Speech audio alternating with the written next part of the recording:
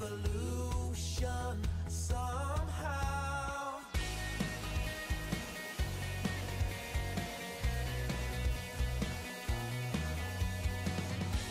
And love explode and bring the dead to life. A love so bold to bring a revolution somehow. No, I'm lost in your freedom. And this world I'll overcome. My God's not dead, he's surely alive. He's living on the inside, roaring like a lion. God's not dead, he's surely alive. He's living on the inside, roaring like a lion. He's roaring like a lion. Let hope arise and make the darkness hide. My faith is dead, I need a resurrection somehow. No, I'm lost in your freedom. And this world I'll overcome. My God's not dead, he's surely alive. He's living on the inside, roaring like a lion. God's not dead, he's surely alive. He's living on the inside, roaring like a lion. He's roaring like a lion. He's roaring. Let heaven roar and fire fall. Come shake the ground with the sound of revival. Let heaven roar and fire fall. Come shake the ground with the sound of revival. Let heaven roar and fire fall. Come shake the ground with the sound of revival. My God's not dead, he's surely alive. He's living on the inside, roaring like a lion.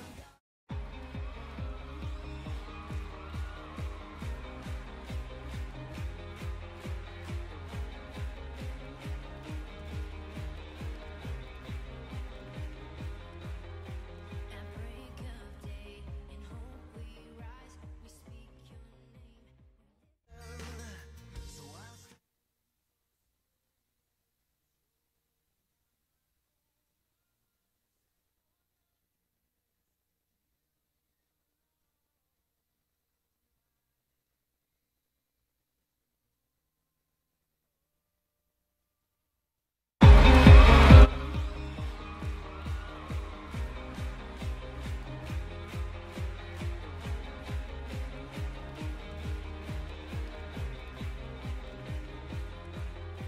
At break of day, in hope we rise, we speak your name.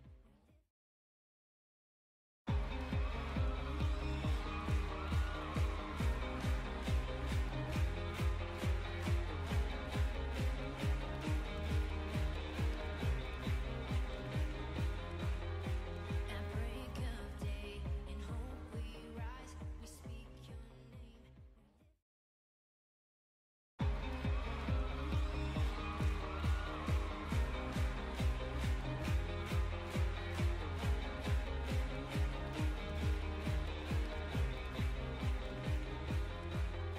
At break of day, in hope we rise, we speak your name.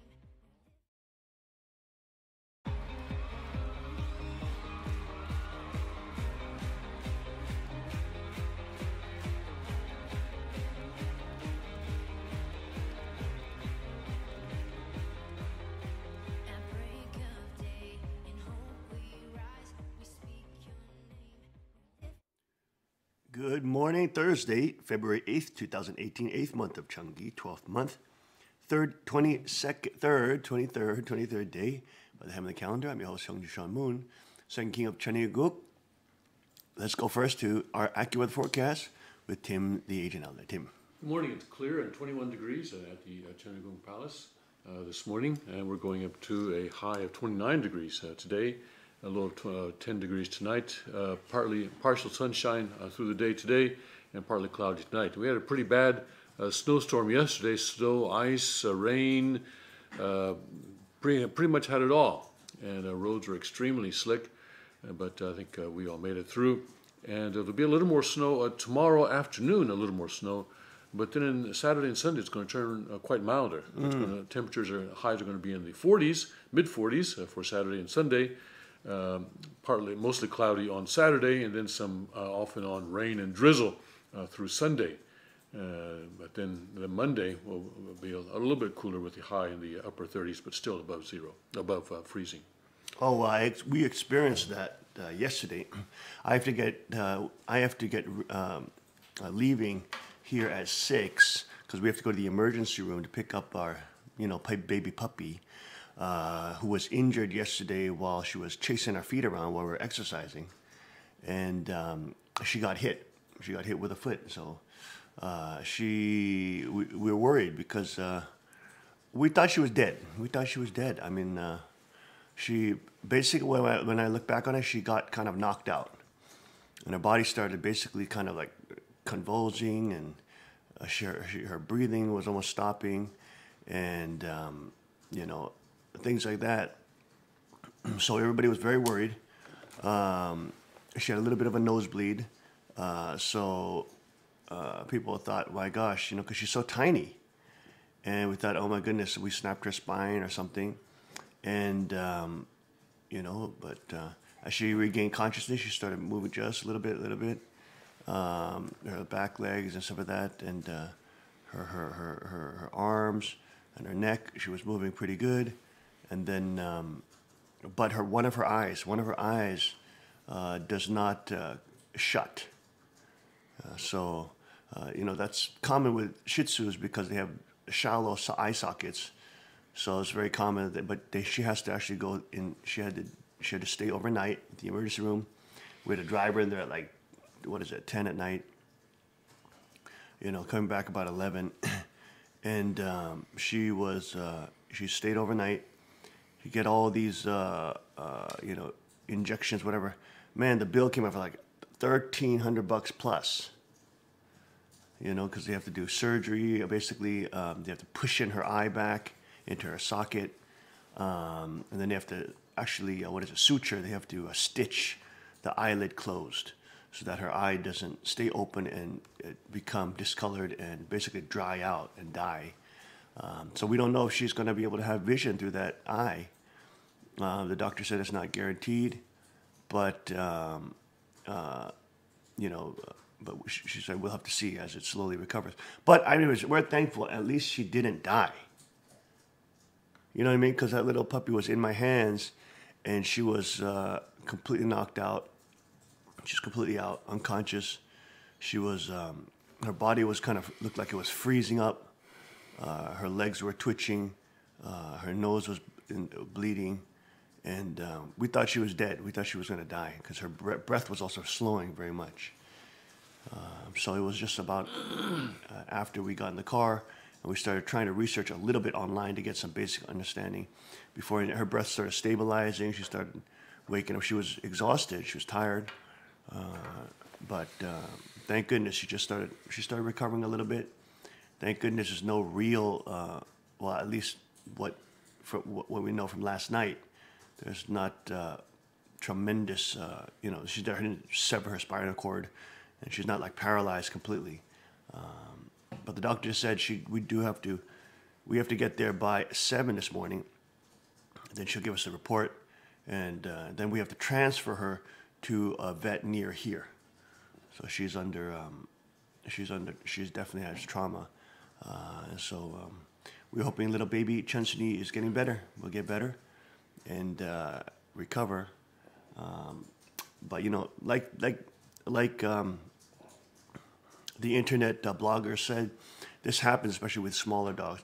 And, you know, what's so kind of not sad about this, but anyways, the reality of it is that she was a little baby, and she was so happy to run around with us.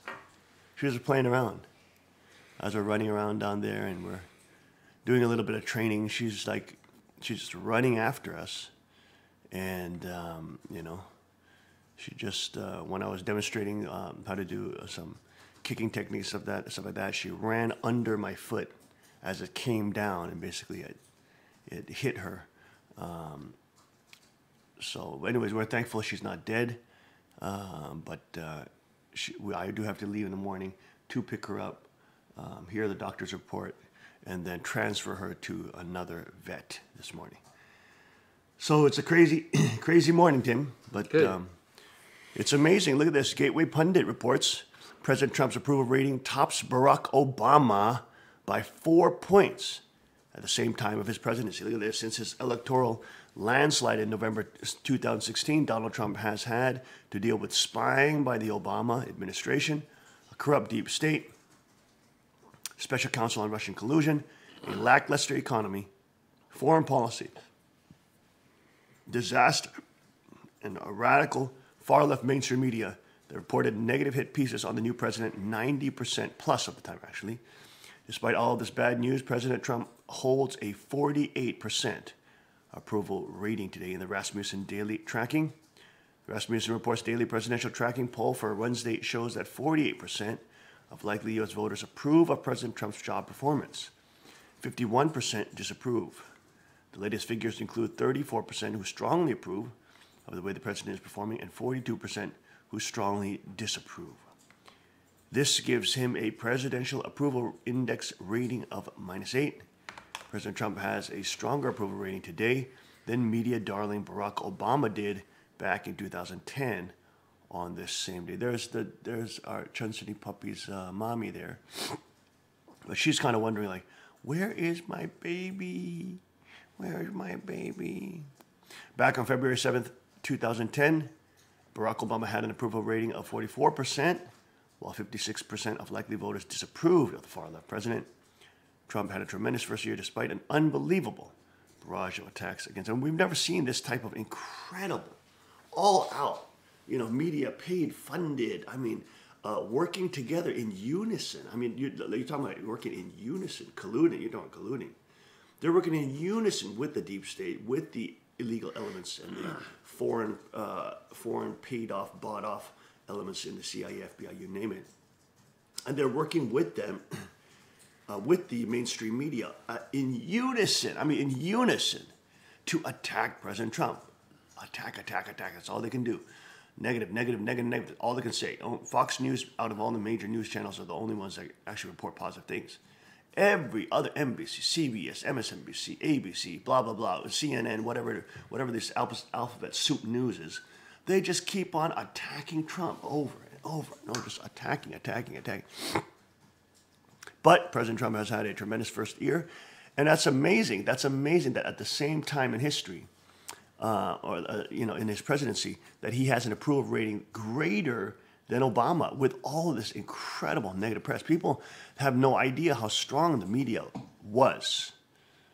They have no idea how strong the media was, especially when it was able to monopolize. It was ABC News and Nightline News and things like that were able to collectively gather about, 70 million viewers a night? So they were able to really completely monopolize that market in terms of distributing information. But because of the internet, thank goodness, because of the internet, people can search for news that they want to see. And usually, the majority of people want to find news that has evidence, want to find news that is investigative, want to find news that is exposing evil, etc., and doing real journalism. So just naturally, by the free market of the internet, even though there's, illegal activity by, basically by Google and Facebook and social media giants that try to censor the free speech of conservatives. Despite all that, people continue to seek for truth. And for example, if you look at Project Veritas and James O'Keefe out there, he's the only one doing real journalism. He's doing investigative reporting. He's going undercover to expose some of the most far left organizations. He would do that with the right too, but he sees the left, and their team sees the left as a totally weaponized branch of the Democratic Party, using the apparatus of the state, which is now proven by the memo that has come out of Washington showing that the left was not only colluding, but the DNC plus Hillary Clinton through Fusion GPS was paying for the illegal political espionage and spying on of different American citizens, including President Trump and his campaign trail, group, his team, illegally through the FISA course, which has like a 99.8% approval rating for the FBI warrants that they request. 99.98%. 99.98. I mean, that is just absurd, ridiculous. But it is amazing that amidst all that, all the attacks, all the incredible 360-degree attacks that are railed out against Trump on a daily basis, weekly basis, monthly basis, you name it, for the last year, President Trump is above Obama in the approval rating. People are seeing through it. People are seeing through it. People are seeing through the media propaganda. People are realizing that CNN is fake news. People are realizing MSNBC is propaganda for the Democratic Party, paid for by George Soros. They are starting to realize that this is a racket. It's a military, because it includes the deep state, CIA, FBI, you name it, intelligence community of the American government. So it is a military propaganda, military and foreign power, paid for by foreign powers like Soros and the Rothschilds, etc. Military foreign power, military foreign propaganda, espionage, and a program upon the American people. So people are starting to realize that. They're starting to see through this, that the people on MSNBC, the people on CNN, they may be in suits and little trendy little, one-piece dresses and ladies' dresses and necklaces and have blonde hair and wear earrings and do hair and makeup. But they're starting to realize that these are propaganda agents. These people work for the government. They work for the deep state. For people who have been sold out, institutions have been sold out and bought off by the far left, funders like George Soros, you name it, under Obama, who deliberately replaced the top leadership within these organizations to include far left, communist, supporting, perjury admitting people like James Comey and things like that, Hillary Clinton, Obama, who are working with some of the largest international criminals and crime cartels on the planet. So it is incredible that President Trump has this kind of approval rating. People are seeing through it. People are realizing that who is telling the truth. They're realizing President Trump is actually a good guy. I just started following Donald Trump Jr. on Instagram the other day. He was at SHOT Show promoting gun rights in a Kuiu jacket. He was supporting Kuiu, a ultralight hunting company, and the Trump boys are awesome. They're very fantastic. Donald Trump Jr., wonderful tweets. I mean, you see, these guys are just real guys. These guys are real guys. He's got a little log cabin house or something, and they have billions of dollars. But they're really real. They're real guys. They're real Americans. They're real freedom-loving Americans. He was looking at the new gun, special design by Jesse James. Look that up. Look up Jesse James custom gun for Donald Trump. Amazing. I believe it was a 1911, but it's like an extended 1911 to big beefy presidential gun made by Jesse James, who's one of the world's most famous custom motorcycle designers, who's now into custom firearms work and has just started. But he's just an incredible artist, and he does everything by hand. He's actually producing the slides for the guns by hand. I mean, he's literally folding the metal like samurai, but making gun slides and all this kind of thing. But there he is. There's Jesse James. Let's take a look at him and the gun he made for Donald Trump. And Donald Trump Jr. has seen it, and so he will probably be going to the White House and to President Trump as well. Let's take a look at that. Incredible artwork he does. Look at that. He's so creative.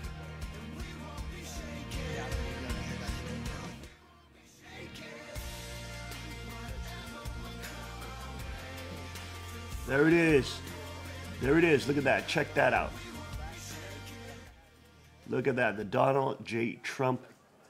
Whoa, I know that dude. You know, like, trip. You know, it's such a big thing, but I think the gun, the inspiration. That is incredibly beautiful. Wow. It's what I do, and like, he's a good family friend. And 45th President of the United States of America. I build cool guns. What so a beautiful, okay, beautiful. I'm gonna build a presidential gun. So. How many did you build? Uno, just one. How did you make it? Tell me a little bit of the process. Well, I kind of wanted something that was a little, you know, Donald Trump's kind of old school, like 1970s, you know, New York City rich guy. So a little bit of gold, a little bit of, you know, a little bit of decorative filigree work, and you know. But I did our Grandmaster X, which is like a kind of a 7-inch 1911, because I wanted to put his whole name down the side, not just his last name, not just anything, and then I wanted on the other side, you know, 45th President of the United States of America, so have a bunch of real estate to add all that engraving. And so, and then plus it's like that gun with the 2-inch comp and the long frame, it's kind of like a modern Dirty Harry gun, you know, pull that thing out and people are like, whoa, you know, it's instead of just something regular little, he's kind of bigger than life, I think, so he needs a bigger than life pistol. He's kind of bigger than life. Wow. No, not yet. So we're probably going to take it to the White House and give it to him. It kind of sucks because if you do that in a formal fashion, then it becomes property of the people after his presidency and goes to the museum. But I guess I shouldn't bitch about having a pistol in the presidential museum. So, but I just kind of like I built it for him, so I want him to be able to keep it. But I think this whole thing's kind of bigger than both of us, really. So. And how can people see it right now? We're at the SHOT Show in Las Vegas at the Sands Expo Center at booth number 411. 411. Damn, I didn't get to see those guys when I was out there. Man, I kind of regret that. I want to see. I didn't even know that they had that incredible, you know, custom-made 7-inch 1911 for President Trump. That is pretty awesome. Would have loved to see that. But they're basically a luxury pistol, you know, custom made by Jesse James. Just incredible. But it was great to see Donald Trump Jr. At the SHOT Show. I didn't see him personally, but he was around there. We heard he was at different booths, and Eric as well, I heard, was there. But I saw them on Instagram, saw some pictures. These folks are just normal guys. They're blue-collar billionaires. I mean, they're there. They connect with, even though they're sort of elite, they connect with the blue-collar person because they're into hunting and shooting sports. They're into fishing. They're into outdoor activity. They're not just like these Gaia, you know, theorists, these little vegans who pretend that they're going to save the world through veganism when it actually produces more agriculture, destroys more ecosystems, it destroys more land to produce all the vegan products that they have to eat. And NRA did a nice piece on them that exposed that fact, not only of their top leadership as how evil and how human-hating they are. I mean, one of the top leaders and top philosophers sort of espousing the veganism and a new ethic for animals treatment or whatever. I mean, these people were saying, you know, that, you know, any woman that wears a fur coat should be brutally raped. I mean, that's how they talk about human beings. And that any man should who wears, you know, fur or leather should be raped up the anus until he's disemboweled. I mean, this is how these people think. One of them were saying that you know, it's a human baby, killing a human baby, even post-birth, after birth, 30 days after birth, is totally fine because it has less value than a dog or a chimp. I mean, these are the kind of Satanists, they're real Satanists that lead this type of animal rights, whatever groups, I mean, and create the philosophical background for human hatred. They are the most human hating, open. And one of them was trying to say, making a case for bestiality. Hey, he was saying people should be able to have sex with animals as long as the animals want to do it. I mean, what the hell is this guy talking about? These people are sick. It shows you what they're doing, what they want to do, right? I mean, these people are absolutely despicable. And of course, that shows you the totalitarian nature. And of course, they want to centralize power so that they force everybody to do so, to abide by their wishes because they're the moral superiors.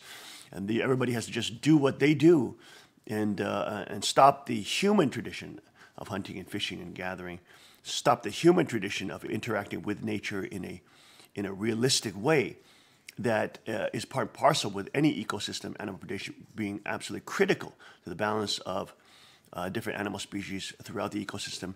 Veganism, destroying all that wildlife land. Veganism, if it was able to take over the world, also with all the shipping and all the things like that, that they were including, with all the roads that have to be created, all these kind of things. These kind of things kill more animals, eliminate more species than all of hunters combined. So NRA did an incredible article on them. I'm not going to repeat it today, but anyways, the point is, these guys, these Trump boys, are, they embrace this kind of culture. They embrace the outdoor culture, which is of course Christ's culture.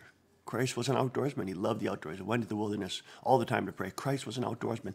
How many times do you see Jesus Christ as an outdoorsman? We know True Father was an incredible outdoorsman. He was every season he was practicing outdoor skills. Every season he was out there in the wild, in the outdoors. I mean, I'm talking about Amazon jungles.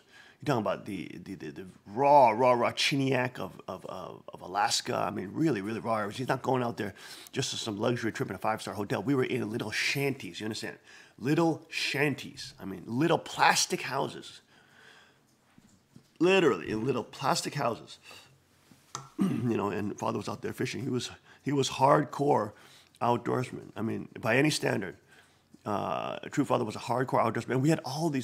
We had this whole community of outdoorsmen, gun owners, etc., who would have loved Father for that, who would have just appreciated him for that. But the stupid leadership around him and all the stupid marketers around him, they're all liberal lunatics, basically, and it comes out that they're all betrayers of True Father. They didn't know how to market that. They didn't know how to show that to the proper audience, the proper demographic, who would have loved the fact that Reverend Moon is the founder of Washington Times, conservative news and alternative news in America. Is a hardcore outdoorsman. I mean, you're talking about hardcore. You understand? He's not out there just, occasionally on the weekend. He's not a weekend camper, a weekend fisherman. Even though that's a lot. I mean, if you fished every weekend, that would be a lot. I mean, I don't fish every weekend. No way. We live in a mountain, so I'm outdoors more than, a couple times a week, obviously. But True Father was a incredibly hardcore outdoorsman. You're talking about actively going out to wilderness locations. On average, probably at least 3 times a week. I mean, that is hardcore. And he's not spending like a couple hours. He's spending all freaking day there. I mean, that is so hardcore, but that's so badass in a good way to people in the outdoorsmen and bushcrafting and or gun community and or fishing community, hunting community. All these people are intertwined because they have to deal with reality. They have to deal with life and death. They have to deal with survival. They have to deal with core body temperature. They have to deal with killing animals, processing animals, etc., searching and tracking game. They have to deal with real stuff that has real danger. I mean, you go outdoors, you have to face danger. Nature will not be kind to you if you're not prepared. It will kill you. It doesn't care if you die. You're just another casualty on the natural landscape. You have to be prepared. You can't be delusional. You can't believe. You can't just think that you can withstand the elements without proper preparation and or proper survival mechanisms and or systems.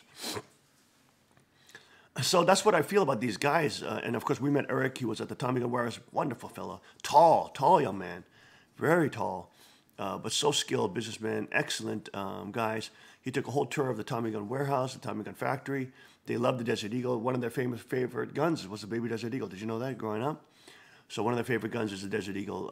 I don't think they stopped by the car booth this time. It would be great if they did. But you know, I mean, I'm watching their Instagram. They're just outdoor guys, and this is what's so important. You have to understand in Cheongguk, you're gonna have a lot of people who have a lot of wealth because you're gonna have so much freedom in Cheongguk, of course, the kingdom of God. You're gonna have people who have because Cheongguk is economically so free. Politically, it's so free, even though it's not a democratic system. The kingdom of God is a libertarian Republican monarchy, you know, of course, and there is the kingship of Christ that is there. There is, but of course, the citizens are also kings and queens, and they have the rights of kings and queens, including private property ownership and protection, and of course, the right to bear arms is a natural human right in the kingdom of God. And of course, the bearing arms is not only a Second Amendment; it's not only some kind of law; it is a duty of the kingdom of God's citizen or co-heir with Christ, who stands with Christ at the millennial kingdom, etc. Because that those arms are the rod of iron with which he will rule with his co-heirs, live and reign with Christ for 1,000 years, and vanquish evil. It will vanquish evil because it's in the hands of the good people, the normal, non-psychopathic, non-sociopathic individuals of the population who are standing with Christ and, of course, are trained. The Bible says God has not given you a spirit of fear, but of power, love, and a sound mind. All three elements, critical elements of actual rod of iron and firearms ethics and firearms training. Have a disciplined mind, have love in your heart for human beings and for God, love your neighbor. And, of course, to have the dominion of power or dominion over life and death. Absolutely critical elements to a sovereign peoples. We were talking about this in the Korean service, you know, yesterday, and of course, our brothers and sisters in America, Korea, you name it, worldwide. Of course, there's a lot of talk about, you know, wine and blessing ceremony, etc. That's coming up. You have to have crown and rod of iron. It really is a reality check. It shows you truth, shows you reality. It's not about feeling good. It's not about pretending that you're a king and queen. It's about having the actual power of a king and queen. It's not just symbolic. It's not just metaphorical. It's not just fantastical. It's not just a fantasy game. It's not just POV, first action player, fantasy game playing, NPC player game, whatever they call it. You're not just standing in a ceremony before God with a crown, which interesting how nobody bitches and complains about the crown. But when they're made to get a rod of iron, which is an actual accoutrement, a biblical accoutrement, the central biblical accoutrement with crown, of course, but more central actually biblically, more references to rod of iron in the hands of those who will reign with Christ. Not only biblical rod of iron, but of course actual power, and of course the responsibility behind that power to train and to become part of peacefully peopleish culture and stop running away and being little wimps, and actually start being part of this culture, part of the warrior culture. Not just commenting on the warrior culture, being little beta males, beta females, want to talk about, this or that, but they're not even training, they're not even practicing, they're not even rolling with the alpha males and females that are rising up. The young people are becoming alpha males and females. What will you do when the parents who want to bitch and complain about it, who are not alpha males and females, but are more beta males and females, and just commenting on the warrior culture? What will you do when your kids become alpha males and alpha females, and they will become greater than you? And essentially, they will see them as a threat. I mean, this is what's so ridiculous. You have to join into the peaceful people's culture, because then you'll actually become an alpha male, and you'll start learning, and female, and you'll start learning to love alpha males and females, and not be jealous of them, scared of them, intimidated by them, etc. You'll become one, so you will start loving them. And Father was a super alpha male. You don't understand this. This is so funny because these are the same individuals that I bet were bitching about father, even though they kind of clothe it in, oh, I'm bitching about the organization, etc. Give me a break. It's just, it's the same kind of complaining in the wilderness of Moses. We're not talking about fantasy games. We're not talking about a spiritual heaven. We're not talking about a spiritual heaven that you're following the same type of Christianity. No, we're talking about an actual kingdom, an actual culture, an actual civilization, which you have a duty in as a king-queen. It's not only about wearing your royal garb or pretending you're royalty, pretending you have kingly power, when you don't. It's about actual kingdom power. So what's so amazing and liberating about this blessing, even though some people want to bitch and complain about saying that it's actually constricting and it's, this or that stratifying. Look, I know your heart, and I know your heart of love, and many people who've expressed that to me, I know you're not doing disrespect, and they say they're not doing it out of disrespect, etc. So I love you guys, and I understand your heart. But you have to understand this is about realism. It's about being real. And it is a sign that some of these people who are in countries where they cannot own firearms, it's a sign of not them. It doesn't stratify them. It doesn't say that they're bad or worse than you because you can own an AR-15 in this state of affairs in the world.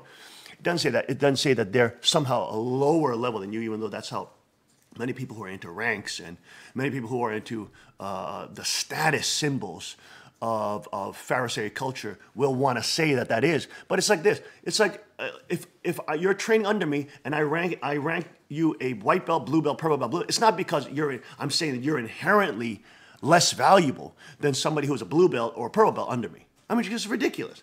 I'm saying you are not at that level yet. You're not at the level yet of lethality and danger. You're not at a level which is equivalent to somebody who's a blue belt or a purple belt or a brown belt. It's not a statement of condemnation upon you. Everybody wants to take things always so personally. It's a statement of what situation you're in. So if you're in a country which cannot own firearms, then it shows you that situation that you're in, that environment that surrounds you, is prohibiting you to only come to, for example, the top of the growth stage. It's prohibiting you from only coming to the formation stage of perfection. You see what I'm saying? These are not condemnations on people under Father's authority, even though you all want to, not all, but many of you want to interpret it in that fashion for whatever reason you want to do, whether it's self-victimization, whether it's other subconscious things that you're dealing with, etc., whether it's you just want to bitch and complain about something to stay relevant or to busy yourself. Come on, don't be idiots. Join the Peace Belief militia culture. Be part of the alpha male female culture. Stop being beta male, beta females. Embrace this type of warrior culture. Get beat up. Get beat up. Unlucky, you will find yourself open your horizons. Well, your children are going to grow up to be much stronger alpha males and females than you. And they will not be like these little, children that want to nitpick and control and bitch about every little thing. Because as an alpha male and as an alpha male, you learn that you don't act emotionally, you don't speak emotionally, and you view things first. You view things first. You allow things to wait. You learn that it takes lots of time to become stronger as an alpha male, alpha female. You people have to join this culture. You have to join this culture because in this culture you will learn patience, you will learn tolerance, you will learn to go beyond your own conceptions, etc. This is not just playing around, right? Kingship is not about just playing around. That's slave mentality. Don't be caught in a slave mentality where you just want the accoutrements of a king to look like a king. That's like new money, right? This is like new money. New money does that, right? People who get into riches or into new money, they end up spending the money. They want to just look rich. But people who have old money, so to speak, who've been passed down through generations, they want to actually look. They don't want to stand out. They don't want to look like super bling bling. You look at, for example, a lot of Chinese people. They have a lot of wealth, but they look like you would never know. You would never know these people have tons of wealth. Okay, now not the new Chinese millennials and stuff like that who have wealth through internet and stuff like that. They love showing off their wealth. But you have to understand this psychology that happens, and you can see that in the same way. Believers and people under Father's authority, people under Christ's authority, who have the understanding of the crown, they love that because it makes them feel like they're royalty. But again, it's not about just feeling like you're royalty, you're feeling good that you're included into royalty. It's about now also having the more biblical accoutrement of the rod of iron. Having compassion for those in different nations who cannot go beyond the actual growth stage in terms of owning as themselves, their family, owning the rod of iron. I mean, you have people making the stupidest comments. I mean, I'm sometimes thinking, do these people think? Are you people thinking? I mean, you make the stupidest comments, saying like the rod of iron is like an indulgence. You're buying salvation. I love you guys, but you sometimes you're so stupid. Sometimes you're freaking so stupid. How it is an indulgence when that's $700 for the AR-15 or the gift certificate from any gun store goes to your damn family, you stupid idiot. I mean, gosh, these people are so... Sometimes you people, you guys are so unbelievably stupid. I mean, it's so ridiculously. I mean, I say this with love because I love you guys, but you guys, you gotta train. You gotta train. You know that's how you'll know the King better. You'll trust me more by being with me more. By commenting on the outsides all the time, and by you're just like you're a weight on me as I walk through the wilderness course. Literally, like Moses had to walk, the Israelites coming, and a portion of them are bitching, complaining. I know, I understand that's normal in any population, but I'm just telling you, have some compassion for the King. You make my weight heavier, and I know you're doing it from a right place, and I know you in your mind you think you're doing. And I understand out of love, and I understand. And I still love you for it. Don't worry, I still love you. But I know that you're weak, and I know that you're not part of the culture. And it's many times these people who are not participating in the training that are doing this. They're not participating in firearms training. They're not participating in the King's training with mixed martial arts, Brazilian Jiu-Jitsu, and knife fighting, etc.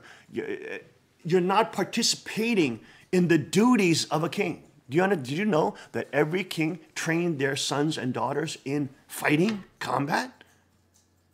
You are not participating in that. So you don't understand the whole culture of honor, the honor code that binds the brotherhood of those who are training in these arts. It's not about just being an individual out there, about talking about your sovereignty as an individual all the time. It's not about that. When you enter a brotherhood, you have to then stand up also as a team for that brotherhood. You become like a little gang. You become like a peacekeeping militia is like a local, powerful, good gang that can fight against evil, right? And any organized combat force is more powerful than an unorganized combat force. Can take on more, can force multiply and move properly, tactically, and be stronger than an unorganized group of same numbers, okay? So I understand where you guys come from, and honestly, look, it's coming from many different places, I understand, and many of you have convinced yourself that you're doing it, for the sake of the King or whatever.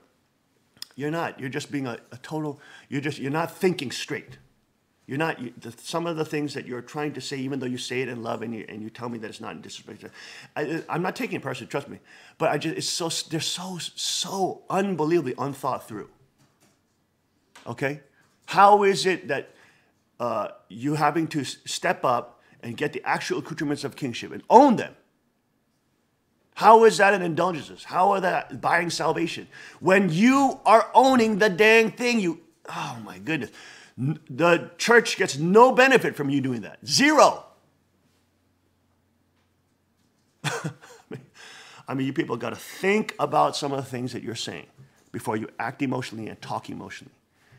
It's a very, very sign of extreme immaturity. Extreme immaturity. Okay? And you have no compassion for other people in the world who have to deal with a real environmental, political, national situation where they cannot get this, where they cannot get these arms. The real accoutrements of the rod of iron, the real accoutrements of a king or queen in a real kingdom. We're not talking about a fantastical kingdom. We're not talking about where you feel happy that you wear a crown and you can be a royalty. That is all ego. We're talking about in reality. where you also have the means to defend the nation, the means to defend your people, the means to defend your civilization. And that's why loving one another, working with one another, training with one another is so important. So for all you who keep running away from training, you know who you are. You have to understand it's not about you and how you feel, and it's not about you and how you are comfortable with it. It's not about you. It's about doing your duty as royalty, right? If you are, as father's heir and successor, I am in the true father position on earth. So as my spirit, as my children, so to speak, as I am in the true father position on earth, by him, appointed and directed by him and appointed by him, not me, then when your father wants you to train with him and you keep running away, you would bitch and complain about those kind of true children who did that, right? But yet when you do it, you have no problem with it. You have some justified reason and you have some, it's just so ridiculous. It's so ridiculous. I am sure you would have bitched and complained every day about those kind of children who don't spend time with father and don't do this with father. And then you have his actual heir representative who is here, chosen by him, who he dwells within. And you are acting the same way as a children that you criticize. I mean, it's so ridiculous. Look, I love you guys, okay? But sometimes you are so stupid and hypocritical. You talk about loving your father, but then you acting like you hate your father, like children who are disobedient to your father.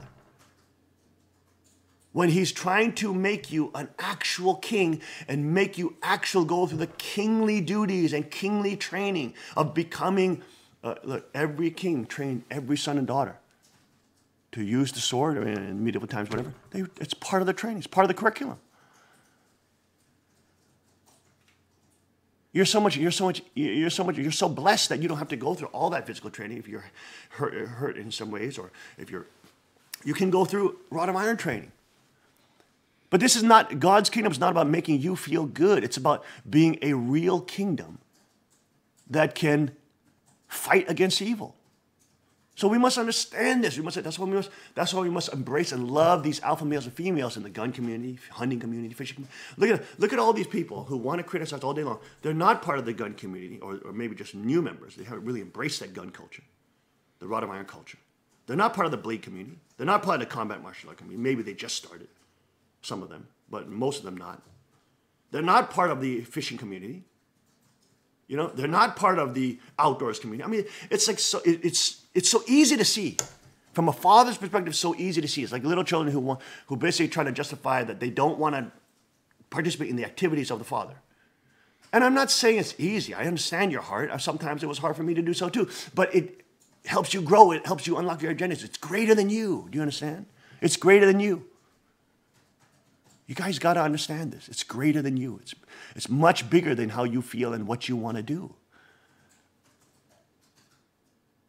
Having royalty and having royal kingship, and it's not about just having the status of royalty. It's about also going through the duties of royalty as well.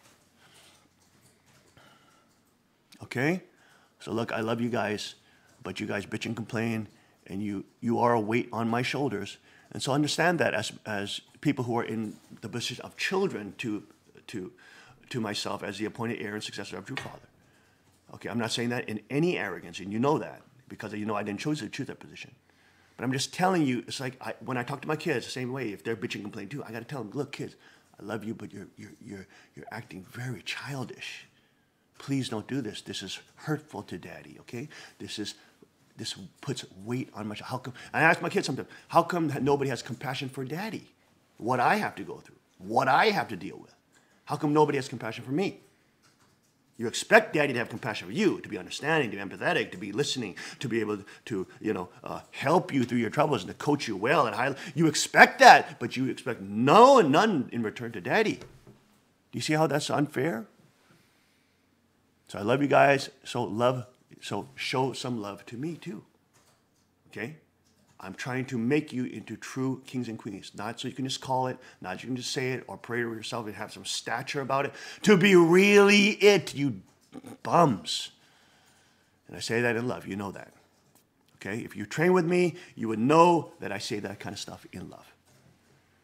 And you wouldn't take everything so personally and so literally when I say it, because you're, again, outsiders looking in. You're not part of the brotherhood. It's like when you're playing football, or you're in the army or whatever. Your coach or your sergeant doesn't hate you, and that's why he's calling you names.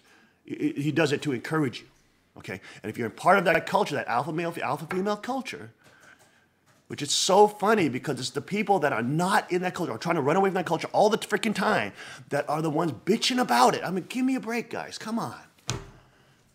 You're total beta. You're total betas. You're total betas, even though you try to pretend to be alpha males, female. Look, you're total betas, and you know it. You're scared of training. You're scared of being humbled and being beat up. I love you guys, but you got to get through this, okay? You got to get through this, okay? Daddy's trying to make you stronger and into real men and women and real kings and queens, not just some fake status-seeking status. When I'm in a ceremony with a beautiful gown and crown, okay, great, I understand it, but that's not that's not the highest level you got to be at, okay? You got to be at a higher level. You got to really be able to defend your civilization, your nation, really be able to defend your neighbor, okay? Not with just trying. You can try all you want fighting somebody, but if you don't have the skill set, you're going to die. You're going to get beat up, okay? It's so wonderful to see some of you guys who thought you were tough and you thought you were alpha males or females, and you come in, you get beat up by very small people. And it's like so wonderful to see you guys, not because I have some sadistic thing to see you guys get beat up. It shows you reality. It shows you that you're not what you thought you were. And it's great. That's great, because then that's a process through which you can break through your fakeness. And at least realize you have a lot of fakeness.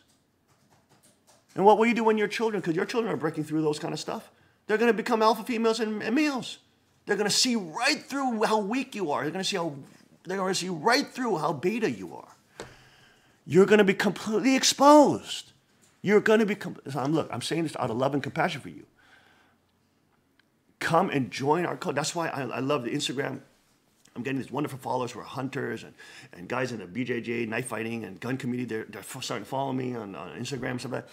I love it. I love that. I love seeing their posts about their guns and like their knives and their jeeps. I mean, it's fantastic. But it's funny how people who wanna bitch and complain about the rod of iron. It's funny how you don't have any friends who are in that community. It's funny how you don't have anybody who is hardcore into those communities and you're inspired by. And I understand, because maybe you're a newbie into those communities. And I totally understand it. And I know there's a transitional time, etc. I'm being patient in the daddy's position. I'm being patient. But don't think that it doesn't dismay me. Don't think it doesn't make me sad. Don't think it doesn't make me, when you talk a big talk, but you don't do what you do, what the daddy's position is asking you to do. If you're a father or a mother, you will know that when your children, it's the same with your children. Reflect on it with your children. If you do that, you want to do this with your children, but then they keep on saying, "Oh no, I want to do it. I don't want to do it. I don't want to." Think about how much you would rag on them. I am very, very kind to you in comparison to how much ragging you would do on your kids, right? And Father has put me in that position. I am not chosen that myself. Okay, to remind you that this is not about some ego trip. I don't feel any joy in seeing you get humble and stuff like that, because for me it's very easy. I could do that if I wanted to do that upon you. I could do it very easily. It's not hard for me to do. Okay? But I'm telling you this in love, because I want you to become real kings and queens and have compassion for others who are in nations who cannot become real kings and queens at this time, and help them. Help us when we go to Europe and are fighting for gun rights there and rod of iron rights there. Help us when we go to Asia and we're fighting for gun rights there. Instead of bitching and complaining about everybody, everybody's going to stratify. Hey, why don't you join us in helping fight for gun rights in Korea and Japan and Africa and Philippines and whatever nation you have compassion for. God calls you. Why don't you go beyond yourself? This is not about you. Do you understand? It's not about you. And it really is becoming very clear about, about how people, talk and behave. It's you guys who don't train. And I'm not only talking about Jamal or this people. I'm talking about even the Japanese sisters who come to our services all the time. You guys are not training with us at all. Some of them are, but you guys are not training, so you don't understand this culture at all. It's so foreign to you. You're still in your little world of baking and whatever hobbies you have, but you have not adopted the hobbies of what kings and queens have to do, because kings and queens actually have to have control over life and death and lethality. At the same time that they have the stature and they have to be, elegant in their royalty, so all that kind of stuff. But still, you have to have control over that combat and lethality, because that is the line of defense that is required when predators try to attack, and there's always going to be predators there. Okay. So I'm not talking about only a specific group of guys or stuff like that. No, all you sisters too. You sisters too. You also should be joining in training with the king. Okay? That's how you become kings and queens. That's how you learn royalty culture. That's how you learn how to think and act and prepare as a royal. Okay? So look, I love you guys, but you got to reflect before you say stuff, okay? Don't be childish children. Reflect before you say stuff. Have compassion for your daddy. Okay? And by the way, I'm not your daddy by choice. I'm your daddy appointed by the true Father of heaven and earth. Okay, so I don't know why I have to repeat this stuff. It's like dealing with children. I don't know why I have to repeat this stuff to you over and over and over again. It's very annoying. It makes my day more difficult. It gives daddy more stress and more things I have to do on top of the million things I got to do, including go very soon to pick up my dog who almost got killed yesterday. Okay? So you really say you love true Father, you say you love your Father, you really say you love his kingship, etc. Well, have compassion for me sometimes, okay? Before you speak out and say stupid things, think.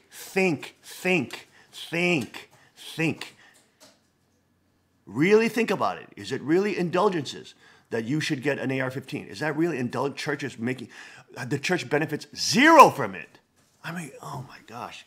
You people sometimes are so childish. Goodness, little babies. That asset goes to you, you dumb bum. I mean, it's so unbelievably self-centered and stupid sometimes. I'm saying that to you children in love, okay? So act like more, become adults, become more alpha and alpha, male and female. You can't do that just by thinking it in your mind or dreaming it up in fantasy land.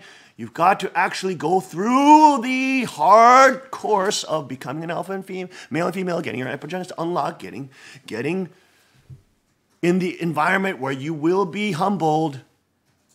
Come on, you have to do this. It's not about you. It's for the nation of kingdom of God. It's for your neighbor. It's for other people. It's compassionate. It's benevolent. Okay?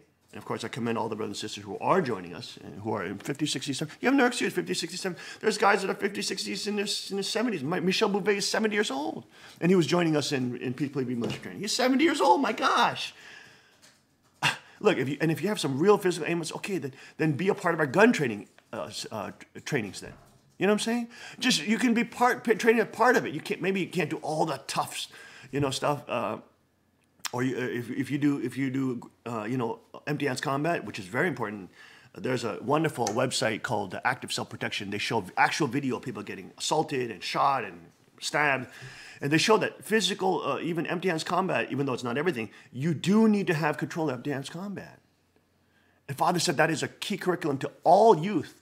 And since now some of you guys are in your 30s, 40s, 50s, 60s, you're saying, "Oh, I'm not a youth yet, so I can't train." But you should have, in the perfected culture, you should have already been trained at youth. You should already be a black belt in BJJ.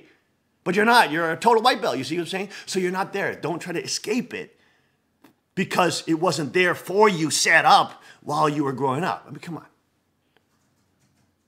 It was a fallen world. It's not the kingdom yet. Okay?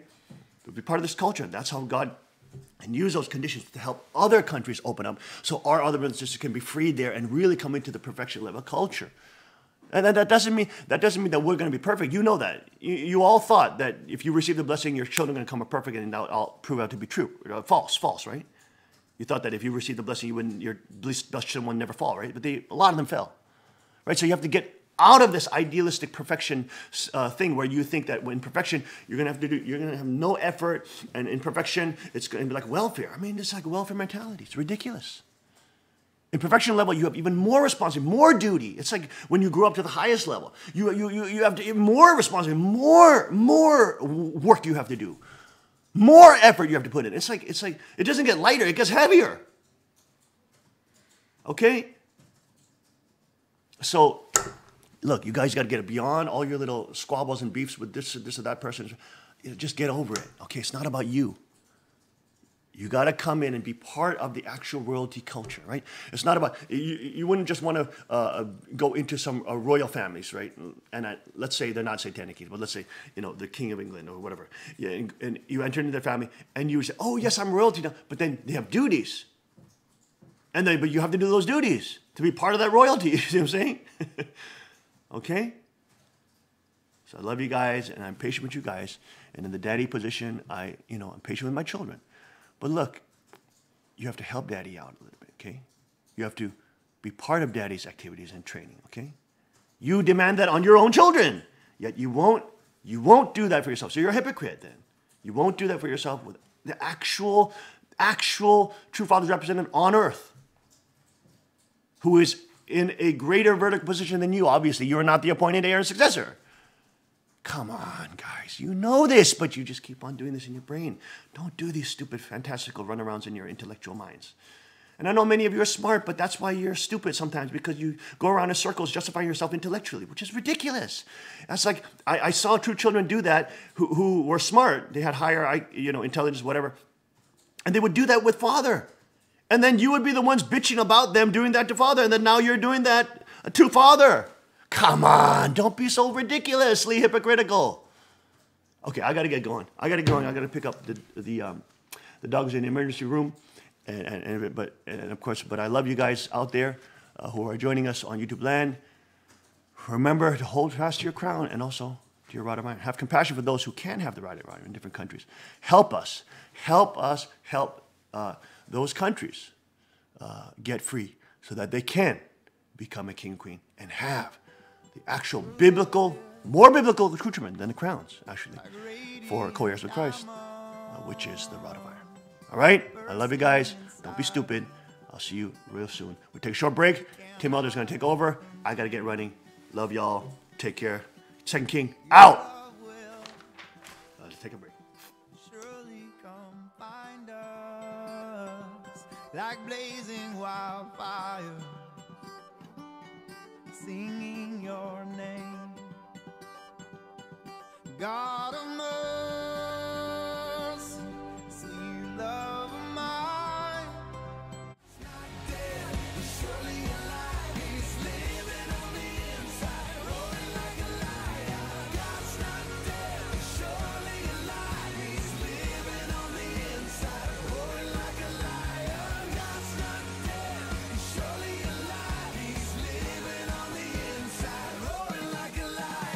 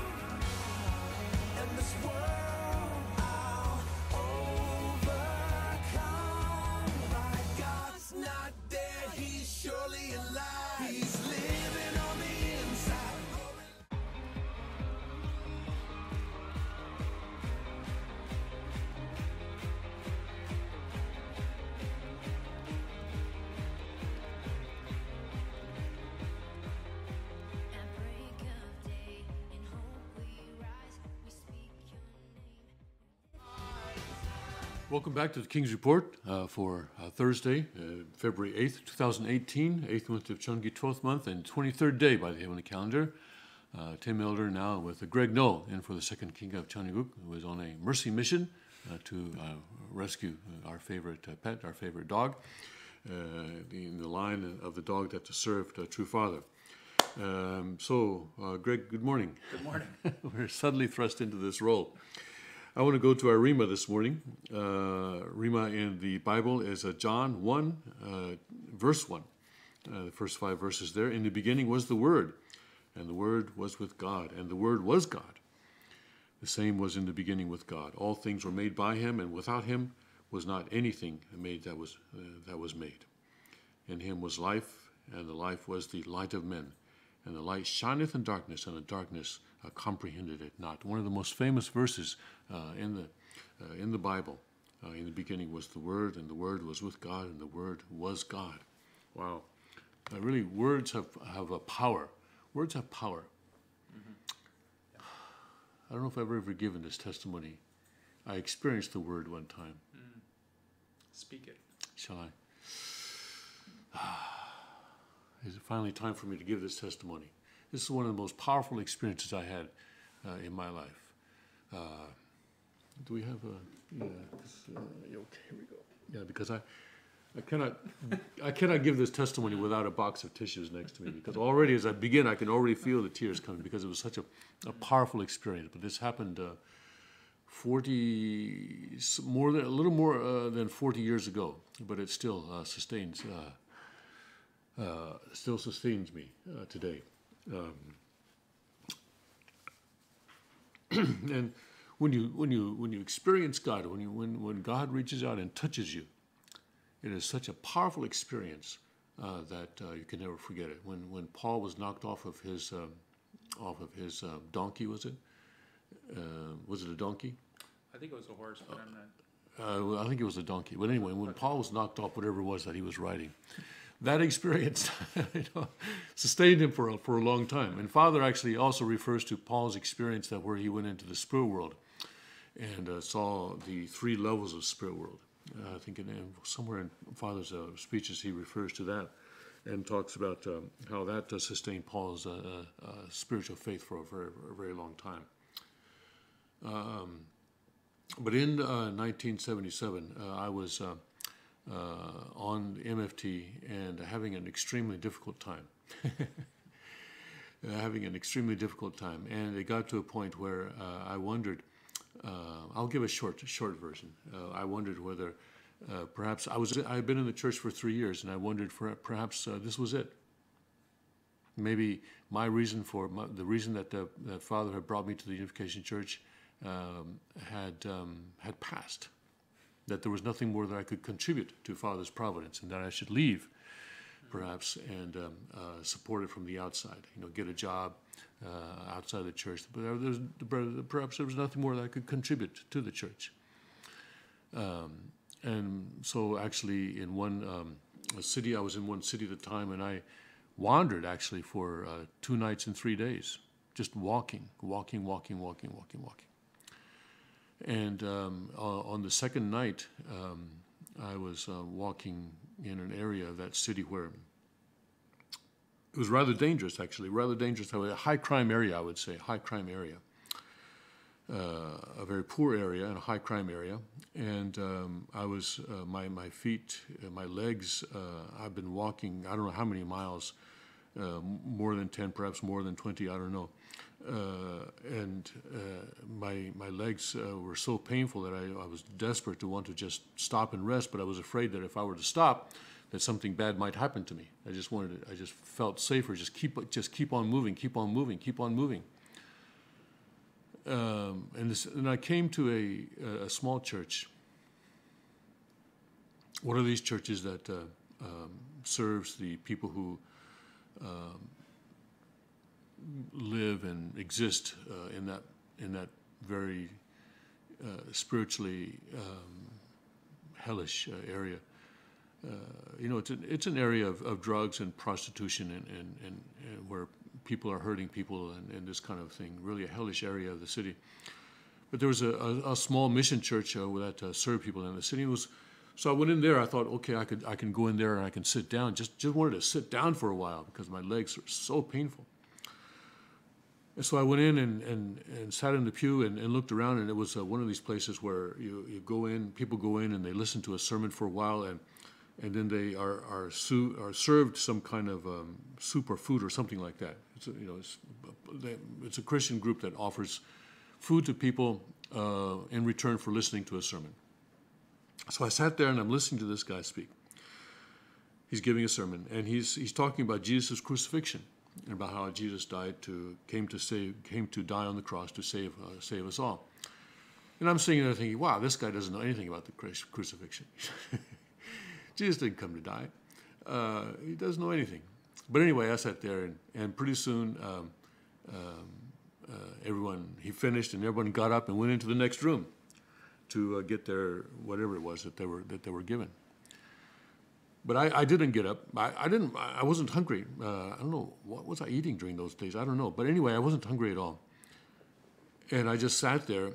And so I guess 2 or 3, maybe about 3 staff members came up and sat in the pew behind me. And one of them leaned forward to me and said, "Brother, has God been good to you?"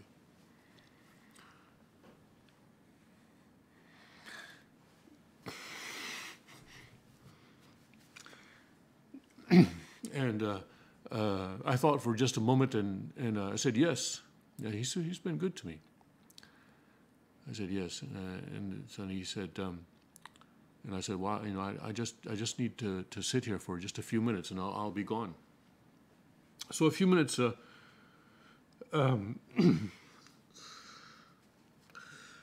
few minutes later, I left the church and I started walking again. And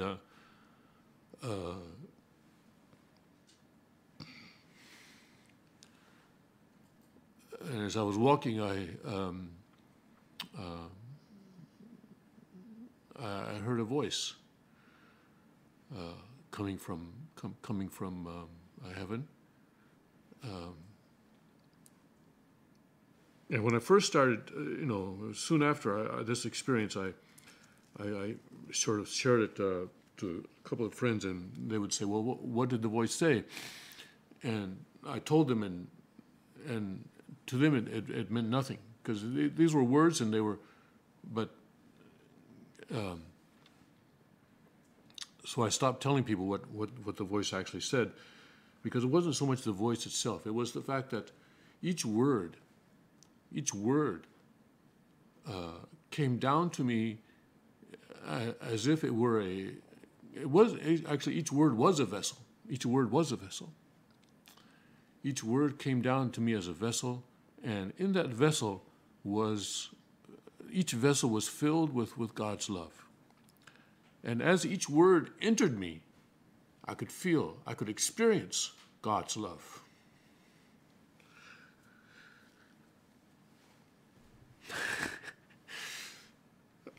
I knew someday I would have to share this, and I knew that when I did, this would happen.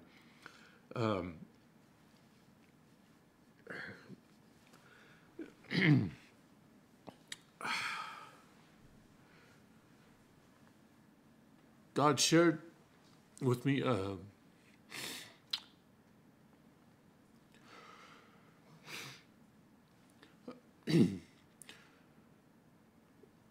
very small part of the heart that he felt at the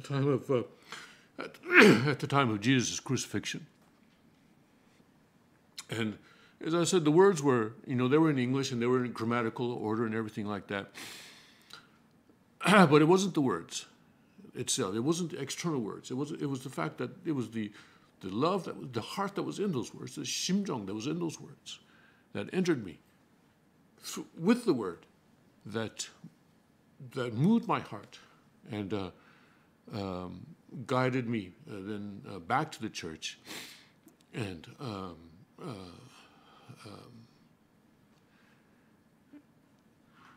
I have never wavered since then. because that I have never forgotten that experience, and I've never lost the power that that experience gave me. This was 40 years ago now, but it continues to sustain me. Wow. Thank you, Father. Thank you. Got through that. Got through that. I knew this would happen, but we got through it. Thank you, Father. Ah, Father. You know, when I hear you speak, Do you want to say anything? Yeah, I do. Please. Please. Well, thank you for Rescue sharing. me here. Thank you for sharing that. That was very heartfelt. And when I heard that passage, and when I hear you give your testimony, I think it's how precious are the words of Father. You know, and those words that Father spoke were really directly from God. And that's why, you know, when Father said before his passing, you know, don't change one iota of the word, it's because those words are from God, and each one has that shimjung packed in it. And, you know, it just makes me reflect on the value of Father's words, and also the life-giving words of the Lord Jesus Christ as well, and how much we should really value the Word of God, and protect the Word of God. And I see that's the role of the second king, is protecting Father's Word and upholding Father's legacy as Christ. And what a significant mission that is. And the king shared this morning just how committed he is to upholding Father and teaching Father's culture of you know, strength and preparedness, and that alpha lifestyle of living in the wild, and being connected to the outdoors, and just the importance of Father's words, that they shouldn't be changed. I think this was a sin that we cannot really understand deep enough, what a tragedy that Father's words were altered after his passing, and that we should reflect deeply upon that, and to really uphold Father's word as God's word. And so when I heard the Rima this morning, that's what I really felt. And yeah. Speaking of Father's words, Yes. let's go to the Cheonseongyong. Father, get us through this. Thank you. In the Cheonseongyong on page 2079, book 13, Restoration of True God's Homeland, chapter 4, Be Active as Tribal Messiahs. Section 1, now is the time for the unification of North, South, East, and West. Throughout my life, I have endured hardship to create the foundations of a movement to unite North and South Korea. With the environment already created, it will be much easier. I hope you will act with enthusiasm and courage. You must attempt to change the minds of people opposing the unification of North and South, even if it means holding demonstrations. Let's go on a little bit further. Do you think that unification of North and South can be achieved if you work comfortably in South Korea? Korea is the world's front line and focal point, as we see. All kinds of phenomena are occurring here based on God's will. If you completely unite and move South Korea, the spirit world will work, won't it? Who else can understand each such things? Just a third one, just to make it 3. He must do this work even if you do not have money. If you are short of money, you should sell your house. God will protect you and be responsible for your future only if you do so. Do not be dependent on having money or organizational structure. That is where the problem lies. Money that God is not happy with is poison and will bring you to ruin. You need to devote yourself sincerely. From now on, you should work and shed more tears in this mission than you have shed in the church. It is that simple. I am telling you to weep more for the unification of North and South Korea than while praying at the church. Wow. Father is so deeply committed to the unification of North and South Korea. And right now, the Pyeongchang Olympics are starting, I believe, let's see, within the next 12 hours or so, I think, or next 12, 24 hours, I think they're going to start. and you have this huge delegation down from North Korea. North Korea has even sent his younger sister. The first time that a descendant of Kim Il-sung, the founder of North Korea, has visited South Korea. The South Korean president has visited North Korea, but the North Korean president or North Korean supreme leader never visits South Korea. This is the first time that that at least a descendant of Kim Il-sung is visiting South Korea. And Kim Jong-un's, I guess, former girlfriend or something is also there, and they've got this big orchestra, and they've got they've got these cheerleaders there, and North Korea is really using this opportunity to the maximum to try. They're really giving South Korea their best shot. Basically, it's like the best punch. Because they've got a leftist president, a communist president, pretty much in the presidential office now, and so this is their opportunity. This is their best opportunity that they don't want to miss to unite Korea, centering on their 주체 ideology, human-centered ideology. More than that, it just basically just centered on their organization, their structure, their organization. I always felt, though, that if North Korea ever did succeed in uniting the Korean Peninsula based on themselves, that they would have indigestion. They would probably die of indigestion because South Korea would probably kill them. just they would not be able to absorb the capitalist culture of South Korea. South Koreans have no idea what North Korea is like, and North Korea has no idea. Even with all these defectors, they still don't get it. No, they don't get it. They don't have no idea what North Korea is like. But I think that if they two were to unite, South Korea would simply overwhelm North Korea, and North Korea would collapse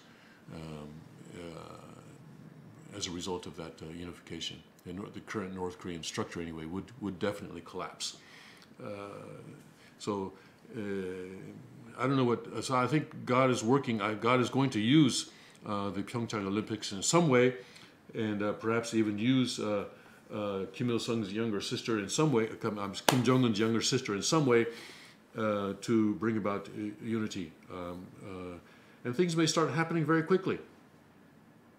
South Korea, Korea is the kind of place where things happen under the surface for a long, long time, and you don't see anything. Then all of a sudden, one day, boom! Everything's above the surface, and everything changes. What's going on? Like one day, in 1979, one day I woke up and there was a coup d'état.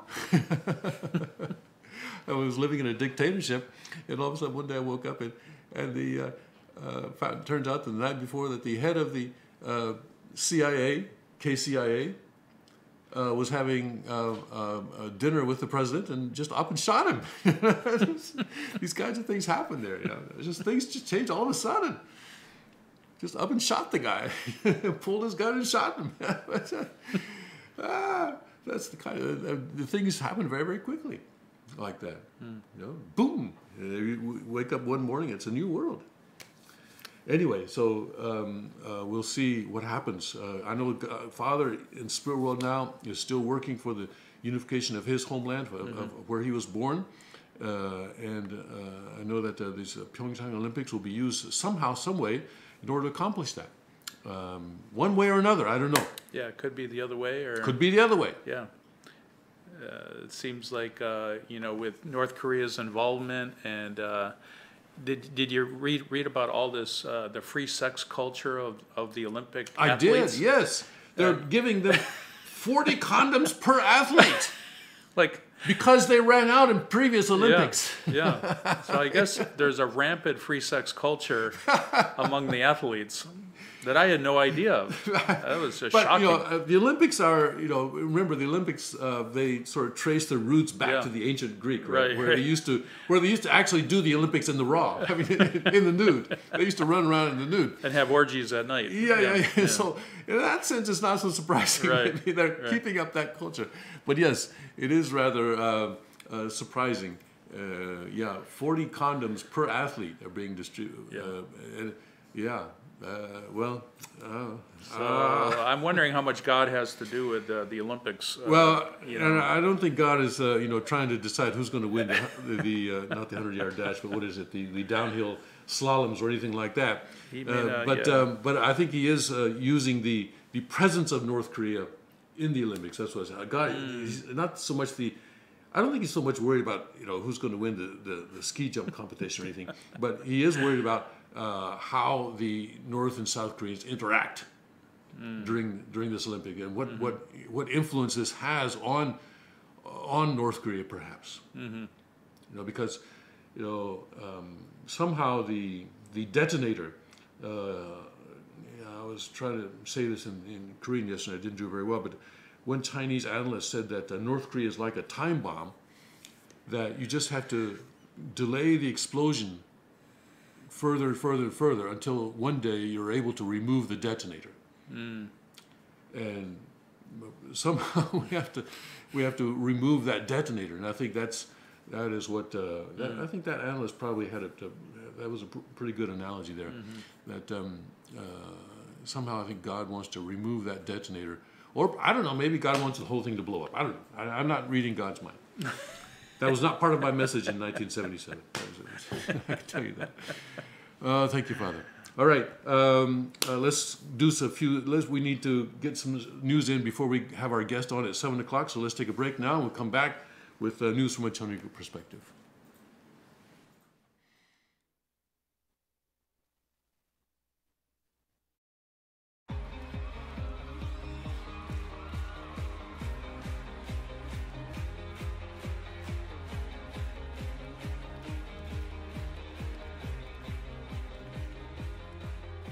At break of day, in hope we rise, we speak your name.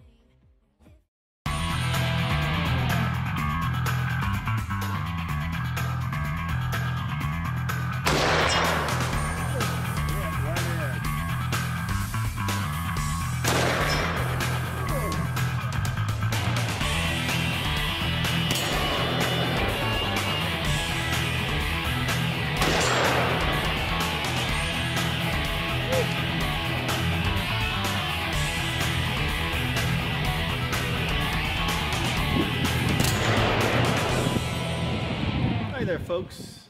And look at what I've got here today. My God, take a look at this. This is a BFR in 454 Casul with an octagonal barrel, magna porting, micarta grips. And look at that, it even has my initials on it, JM. Look at that thing of beauty. My God. Pop open the cartridge insertion door, and look at that cylinder spin. The finest revolvers in the world.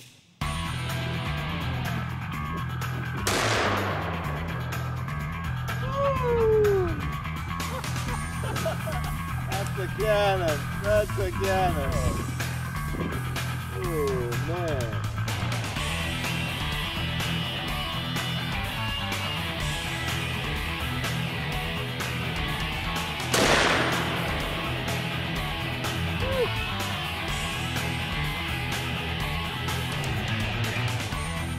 Pretty accurate, though.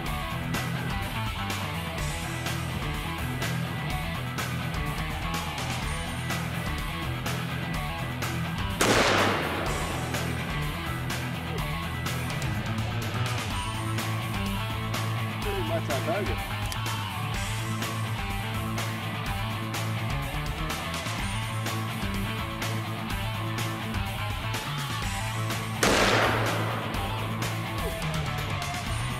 Oh boy!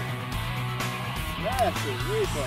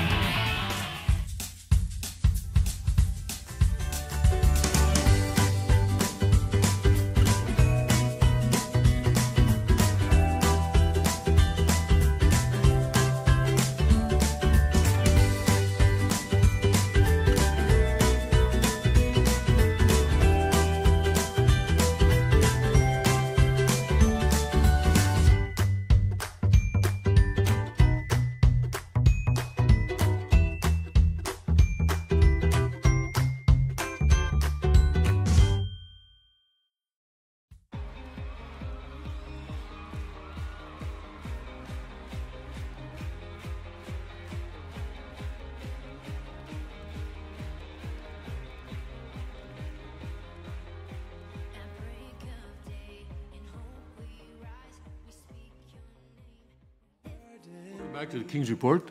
This is Thursday, February 8th, 2018. Tim Elder and Greg Noll in for the second King of Chenuguk this morning during the 6 and 7 o'clock hours. George Soros is back in the news. I wonder what he was doing. He's trying to block Brexit. And this has been exposed now. The Telegraph exposed it. I tried to get into the Telegraph article itself, but they want me to subscribe. So, okay, I'll subscribe. I'll register. But they wouldn't let me do that either for some reason. They say, oh, I'm sorry, our server can't handle your request. So I found a Reuters article about the Telegraph article. So let's do that. George Soros donated money to campaign for a rerun of Britain's EU referendum. George Soros, the billionaire who earned fame by betting against the British pound in 1992. The British always refer to him as the man who broke the Bank of England. Earned fame by betting against the British pound in 1992. He earned a lot. He earned fame, but he also made a lot of money. Contributed £400,000 through his foundation to a campaign group which is seeking to halt Brexit, the group's chairman said on Wednesday. George Soros' foundations have, along with a number of other major donors, also made significant contributions to our work. Mark Malloch Brown, a former British diplomat who is chair of the Best for Britain campaign group, quote, indeed, through his foundation he has contributed £400,000, unquote. Malloch Brown, who has previously worked in senior positions in the United Nations and British Foreign Ministry, said in a statement emailed to Reuters. Best for Britain aims to halt Brexit and secure a rerun of the 2016 referendum on EU membership. Soros' contribution to the group was first reported in the Daily Telegraph newspaper. So some people are calling this the sort of Soros' secret plan to block Brexit. Perhaps not quite so secret this morning. Opponents of Brexit see leaving the EU as the biggest mistake in post-World War II British history, and fear it will undermine the remaining financial and political clout that Britain still has. Supporters of Brexit say it will free Britain from a German-dominated experiment in European unity and allow the economy to eventually thrive. In the United Kingdom's 2016 referendum, 51.9% or 17.4 million people voted to leave the EU, while 48.1% or 16.1 million people voted to stay. Prime Minister Theresa May says Britain will leave the EU on March 29, 2019, and that there will not be a rerun of the referendum, though opponents of Brexit want another vote. Quote, we think the British people deserve a final say on the Brexit deal and believe the country has been led down a dangerous false turn, unquote, Malloch Brown said. Quote, there is a democratic and patriotic effort to recover our future, and we welcome support for our efforts from many quarters, unquote, he said. A spokesman for Soros did not immediately respond to requests for comment. Soros used his quantum fund in 1992 to bet successfully that sterling was overvalued against the Deutsche Mark, forcing then Prime Minister John Major to pull the pound out of the European exchange rate mechanism. Soros, who was born in Hungary but made his way to London as communists consolidated power in Budapest, said last year that Britain was approaching a tipping point that would see the economy slow to such an extent that Brexit might even be reversed. Soros putting £400,000 into an effort to force Britain, try to make Britain have another referendum, hopefully, and hoping that this will result in Britain not leaving the EU. Although I think the rules of the EU, though, say that once you invoke Article 50 of the EU treaty, then if you want to get back into the country, get back into the Union, I think it says that all of the countries have to agree. All the remaining countries have to agree to let you back in. So you can imagine what those negotiations are going to be like. Britain's going to be in an even worse position. If it succeeds in getting back in, it will be in a much worse position. No, this is not a good idea. This is definitely not. I hope the people in Britain are level-headed and will see that this is definitely a bad idea. But Soros is going to try and make it so painful for Britain. Right now, it's just an ad campaign.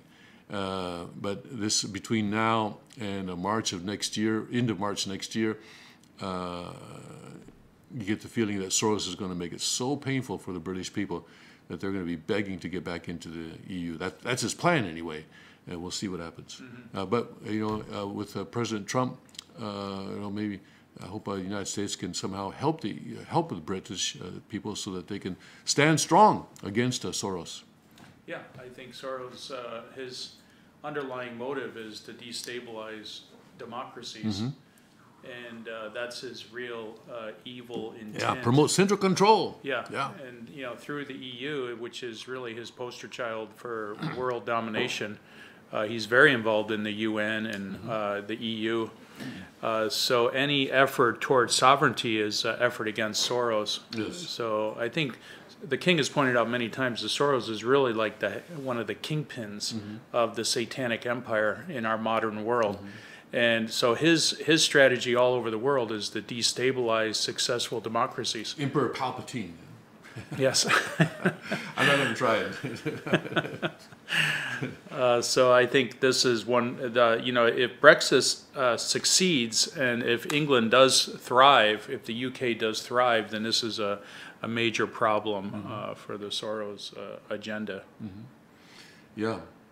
Let's see, I'm trying to get some news out of the GOA area, but I'm not finding anything right now.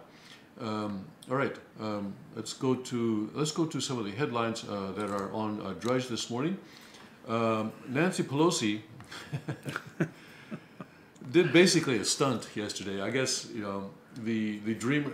She basically she made a speech for 8 hours and 5 minutes. Which is pretty impressive. She's like close to 70 years old, right? In 4-inch heels. Yeah, that's pretty good. You wonder if did she have a little pad underneath her feet that she took off? Her shoes? I don't know her secrets. But and apparently she broke a record of some guy in 1900 something or other who gave a speech for 5 hours something or other, but it accomplished nothing.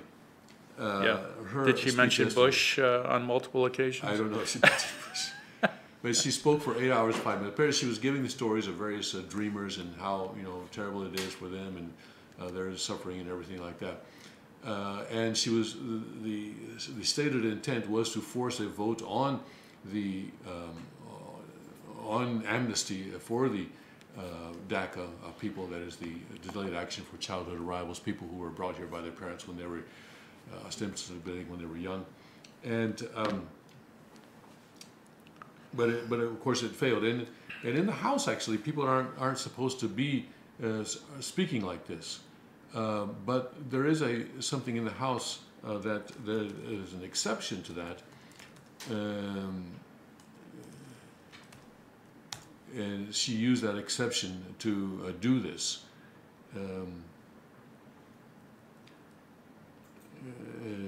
So you have these two parties. One party is really working on behalf of 300 and something million people. 340 million. And then you have this other party that's working for basically people who entered the country illegally, which is I guess even if it was not their intent to do so, they were brought here by their parents. Okay, but still, the fact is that they are here without legal foundation. Right. Yeah. I've spent most of my life outside the United States. I'm a citizen of the United States, but I spent most of my life outside. And you're subject to the laws of those countries. And I understand. Probably more than Nancy Pelosi, I understand the situation of these people. And it's a tough situation. But hey, listen, I'm sorry. I think that we can help those we can, but not going to help everybody. Let me just go through this USA Today story. House Minority Leader Nancy Pelosi began speaking on the House floor at 10:04 a.m. Wednesday, and she didn't stop until after 6 p.m. The California Democrat followed her surprise announcement that she would oppose a budget deal to avert a government shutdown with a talk-a-thon to protest congressional inaction on legislation to protect the Dreamers, undocumented immigrants who were brought to the United States when they were children. While Pelosi held the floor for hours, it wasn't a filibuster. The move is used in the Senate to delay or block legislation, and there isn't a House equivalent. She used her unlimited magic minute available in the House to only party leaders to speak for more than 8 hours, reading story after emotional story about Dreamers who aspire to become U.S. citizens. She also included remarks about the Declaration of Independence, the country's founders. At one point, she suggested lawmakers should just pray all day. There you go. Maybe I should bring my rosary. Blessed by the Pope, said Pelosi, who is Catholic. Blessed by the Pope. I don't know if we want to go there or not. While Pelosi applauded parts of the budget deal, she said it did nothing to advance bipartisan legislation to protect dreamers. Their status has been in jeopardy since the Trump administration announced in September it would end the Deferred Action for Childhood Arrivals program, the Obama-era initiative that has protected nearly 800,000 of them from deportation. So Obama did this by executive action, not by legislation.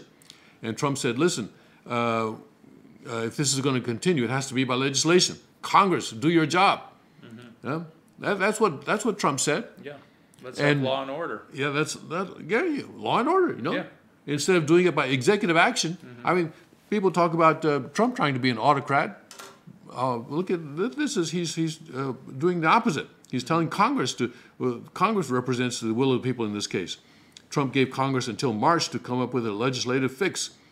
She called on House Speaker Paul Ryan, Republican of Wisconsin, to guarantee a vote on a Dreamer legislation, as Senate Majority Leader Schumer did in the Senate. Okay, so and I think the deadline for to pass another continuing resolution to keep the government open is tomorrow. Yeah, and if the two houses of Congress don't send a bill to the president by tomorrow, which he can sign, then the government will be shut down. And and President Trump said, "Hey, unless I get the immigration plan that I want, we'll just shut the government down because this is something that needs to be done to protect, like you said, 340 million Americans." She's worried about what 1-point-something million dreamers who are in the United States. Well, what about the 340 million Americans? So many of which actually did the right thing, and yes. they went through the legal process yes. of becoming United States citizens, which yes. Everybody is in total support of that way of immigration. Yes. Okay. The Democrats try to paint this picture that conservatives don't support any type of immigration. That's not true. That's just not true. That's not true. Yeah, support. We support legal immigration. Yes. All right. Some of the other headlines in Drudge: a new FBI text show Obama wanted updates on Clinton investigation. Dun, dun, dun, dun, dun, dun. It's getting closer, closer, closer. Lock him up. Lock him up. Flashback: President guarantees he's staying out of Hillary probe. That's what he said, but then in actuality, he was asking for updates. Snap: flight diverted after nude passenger barricades self in bathroom. Perhaps one of those Olympic athletes? I don't know. Maybe. At nearly 100, the world's oldest yoga instructor reaches for positivity. Seattle builds fences to curb homeless camps. Whoa, wait a second. Seattle builds fences, not a wall, not a wall. That's not fair. Not a wall. Not a wall, but builds fences to curb homeless camps. They're all going to move to California. All right. Let's see. Serial killer targeting homeless spooks Vegas. Maybe that second killer is still out there. I don't know. New ISIS threat. We want Paris. Let's see. There are a few stories about the Olympics. Olympics from hell. More virus outbreak. Coldest in history. Dog meat trade kept under wraps. Yes. I remember in '88. I'm sorry. But they're probably doing the same thing now, where they forced all the dog meat restaurants to change their name. Yes. Instead of saying dog meat restaurant, they changed it now, they said Four Seasons Restaurant. And all of us knew, all right? I mean, the visiting foreigners didn't know. But all of us knew that this was a code word. That the Four Seasons Restaurant, I mean, you had Four Seasons Restaurant here, Four Seasons Restaurant there. You have Four Seasons restaurants all around Seoul. They all have the same name? Yes, yes. I mean, that's how they described it. Of course, they had different names, but this is how they described themselves. We're not a Chinese restaurant. We're not a Japanese restaurant. We don't serve Japanese food. We don't serve Italian food. We serve Four Seasons food. Oh, I see. You see? Okay. And we all knew, all right, those of us who tagline. lived there all knew that this was a code word for dog meat. So people crave dog meat. Well, I mean, people like it. you know, it's kind of a, frankly, it's kind of a man thing. Yeah. Yeah, it's kind of a man thing. Like a buffalo burger. Maybe so. Yeah. I mean, I had so I many heard people. in China they still have Saint Bernard farms. They raise Saint Bernards specifically for high-end dog meat. Hundreds and hundreds of dogs, all raised for the specific purpose of Yes. meat production. Yes. But unfortunately, these dog farms, the dogs are mistreated very severely. You know, they're put in very small cages, and it's very, very. I don't know if the word humane is appropriate for animals, but very, very, very inhumane. Yeah, that's the way these factory farms are. They raise them in these confined spaces so Right. that they grow faster and Right. they get more fat. Exactly. They don't get to weight. exercise. Yeah. And one person says that another aspect of the dog eating tradition, at least in Korea, is that these dogs are often used in dog fights. That's what people who raise these dogs have to make money not just by selling the dogs to restaurants, but also using them in dog fights. So they use them in dog fights, and then they end their life and Right. sell the meat to restaurants. Right. So that aspect of it is also there. Yeah. Are dog fights still allowed in Korea? No, they're not. North Korea flexes with military parade on even the opening for VIP state-of-the-art security, tracks real-time movements, cameras, drones, electromagnetic field detectors. So anyway, for better or for worse, the Olympics are opening, and I guess some people are going to start counting the gold medals and stuff. But let's just look at one of those I thought you were articles. going to say they're going to start counting the number of condoms. They got 40. How many do you have left? I'm running out. Can you give me? I'm a Christian. You can have mine. Norovirus and freezing temperatures cause havoc at Winter Olympics in Pyeongchang. The Winter Olympics have been hit by an outbreak of the norovirus, with 54 new cases confirmed in Pyeongchang. It brings the total suffering with the highly contagious virus to 86, with dozens of security guards at the games affected. Many have been taken to hospital suffering severe diarrhea and vomiting following the breakout on Sunday. Consequently, 1,200 guards have been withdrawn from the Olympic sites and quarantined in their rooms, with organizers forced to call in 900 soldiers as cover. It's the latest crisis to hit the Games, which officially gets underway with the opening ceremony on Friday. There were already concerns about the severity of the cold currently freezing Pyeongchang. Temperatures during the opening ceremony are expected to be minus 10 degrees centigrade. 10 degrees centigrade, 32 minus 18 is 14. That's 14 degrees Fahrenheit. While the wind chill during rehearsals plummeted to minus 23 degrees centigrade. 32 minus 36 plus, what is that, 5, 43. So that's a few degrees below zero, about 9 degrees or 11 degrees below zero in Fahrenheit. Athletes are understandably concerned for their health, with the British team bosses advising against attendance if due to compete within 48 hours of the 3-hour ceremony. The president of the organizing committee of the Games, Lee Hee-bum, said, "I heard some people aren't coming here because of the cold weather, but I want to tell you we've prepared thoroughly for that. Don't worry." Don't worry. To compensate for the cold, the 35,000 spectators attending the opening will be marching in place. Will be opening ceremony of the opening ceremony of Pyeongchang Olympics will be given a raincoat, a small blanket, a winter cap, heating packs for hands and feet, and a heating pad to sit on. That'll work. Compare that to watching in your living room. Yes.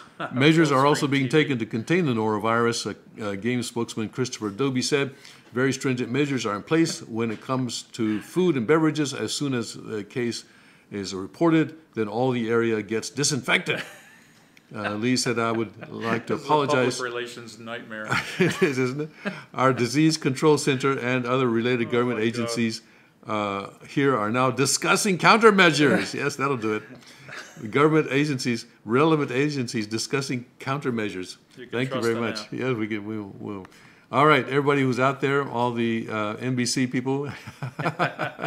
Maybe this is God's way of getting rid of some of the mainstream media. Yes, yes. Of course, I don't know. Nah, let's not do that. Yeah, let's not say that. No, let's not say that. I was going to relate the cold to the use of condoms and how, there's... anyway, let's not do that. All right. Libs claim Notre Dame's Fighting Irish mascot is racist. On InfoWars, Peter Schiff budget deal, perfect example of why bipartisanship sucks.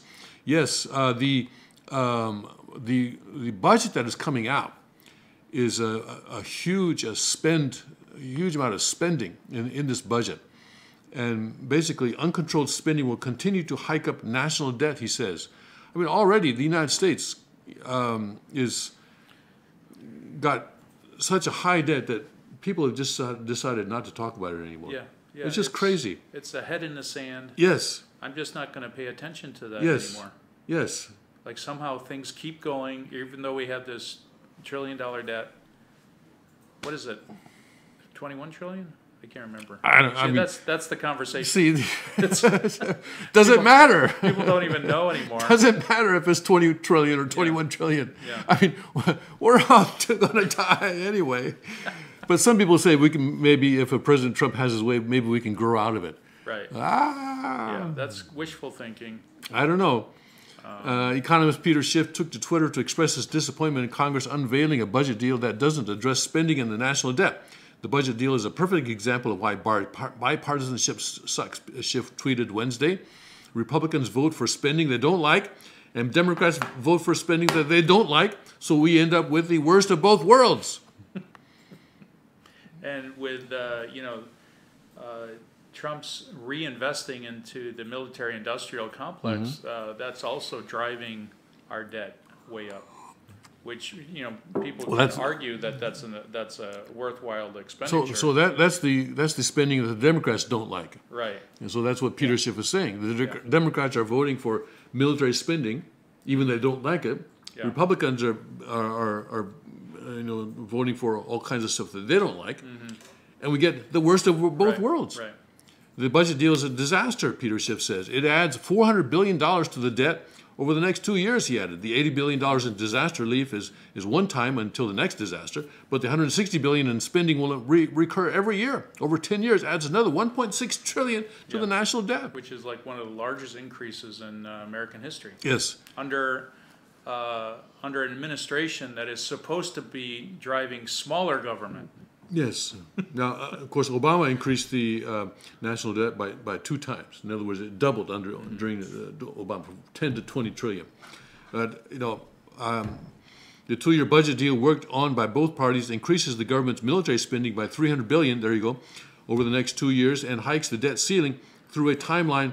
Though a timeline for that has yet to be worked out. The deal will likely pass the Senate, but will be more difficult to secure bipartisan vote in the House because Democrats likely won't want to raise budget caps until a deal on DACA can be worked into it.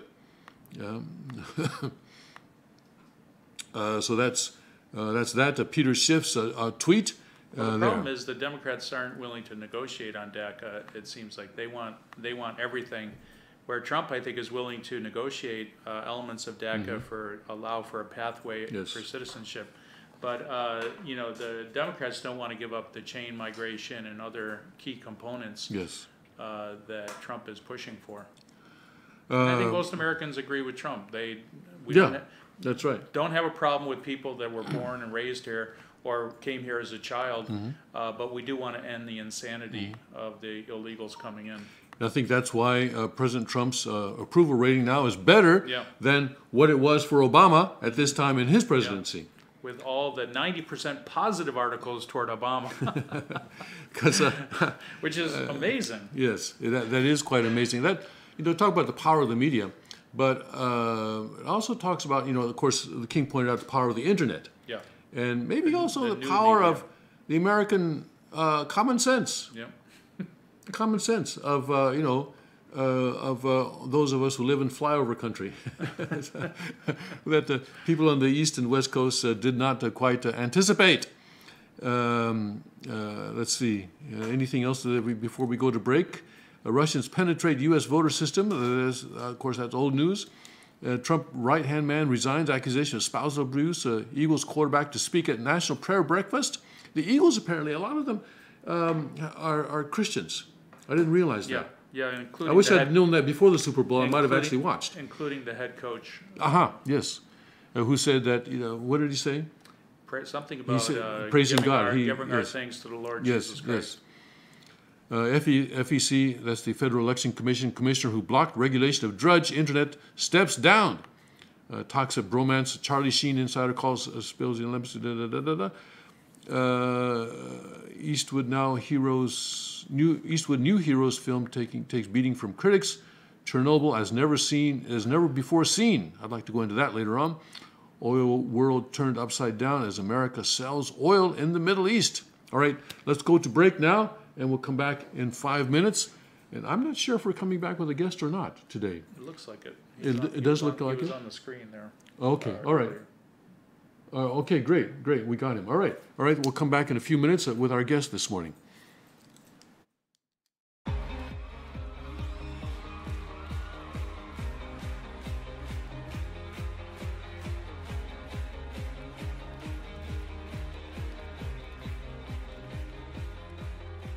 At break of day, in hope we rise, we speak your name.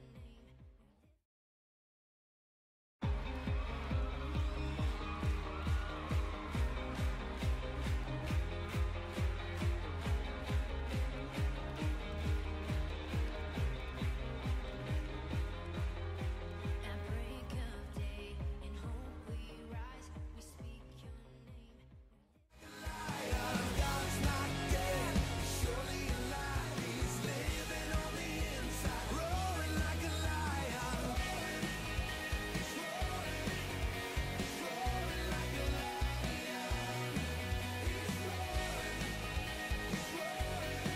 Heaven roar and fire fall. Come shake the ground with the sound of revival.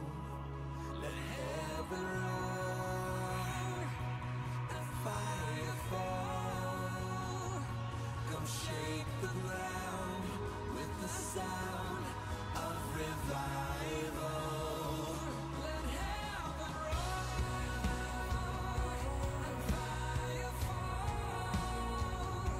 come shake the ground with the sound of revival. Our God's not dead, he's surely alive. He's living on the inside, roaring like a lion. God's not dead, he's surely alive. He's living on the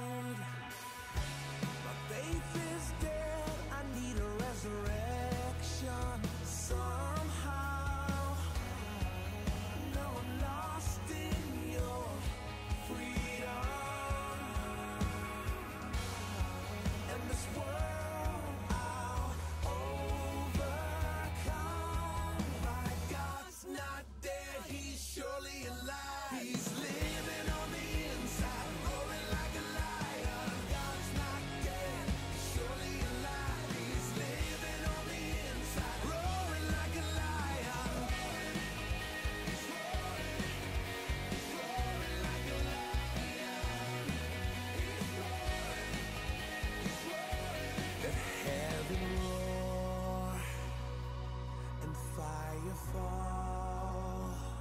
Come shake the ground with the sound of revival. Let heaven roar and fire fall. Come shake the ground with the sound of revival. Let heaven roar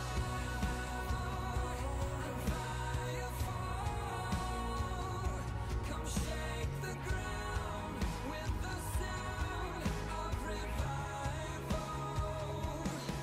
Our God's not dead, he's surely alive. He's living on the inside, roaring like a lion. God's not dead, he's surely alive. He's living on the inside, roaring like a lion. God's not dead, he's surely alive. He's living on the inside, roaring like a lion. God's not dead, he's surely alive. He's living on the inside, roaring like a lion.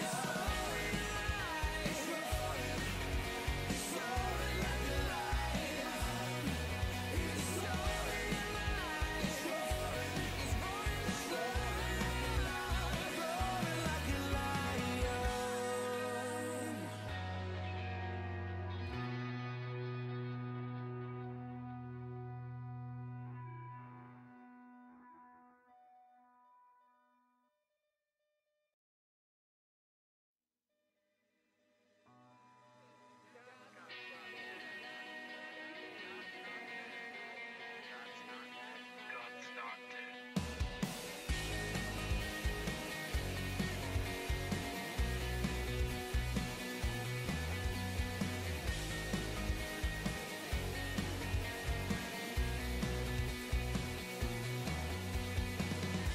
Let love explode and bring the dead to life.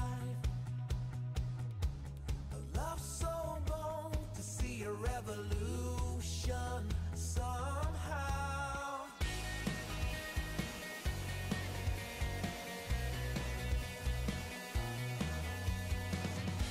Let love explode.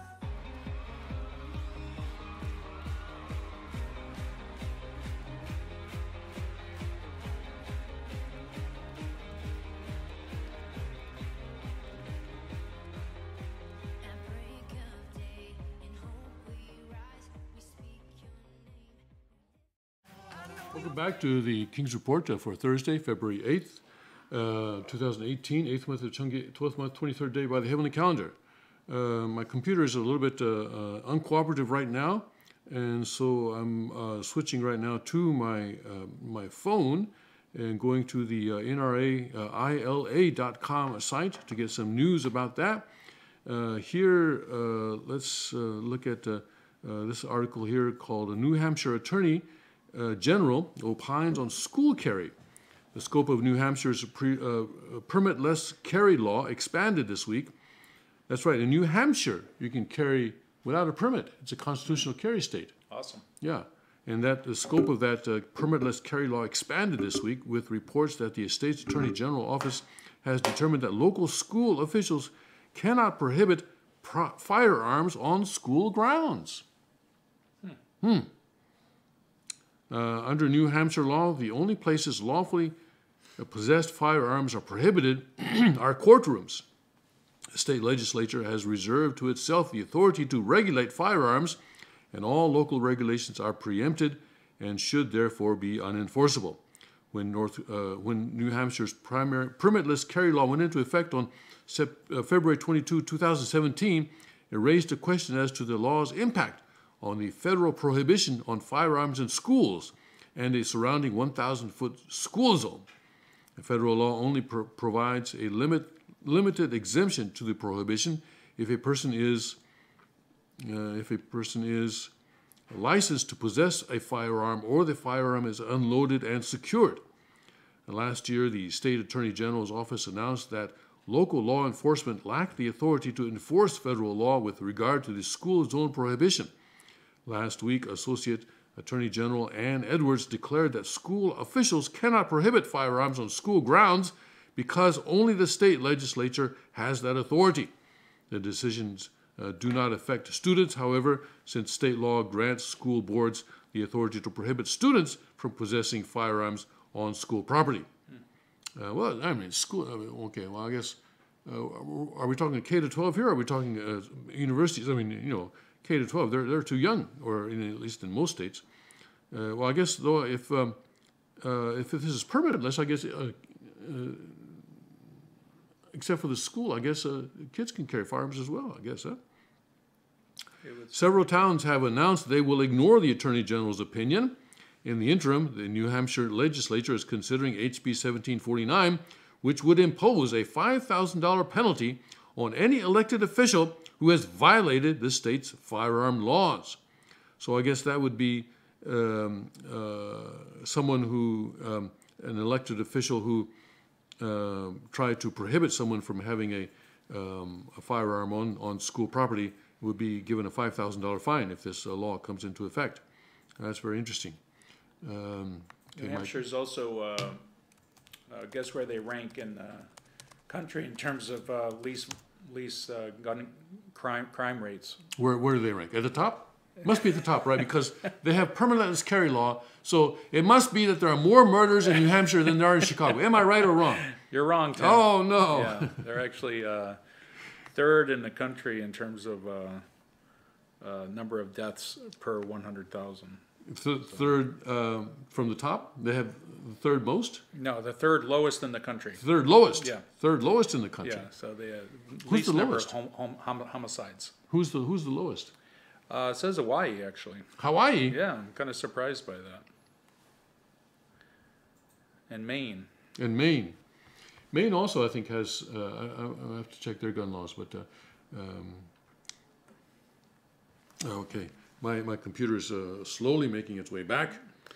Better than mine. Mine's totally out to lunch. Really? Totally out to lunch? Breakfast. Okay, yeah. Let's see what else we have here. What the media doesn't want you to know, enactment of national reciprocity is closer than ever. Here on the NRAILA.com news.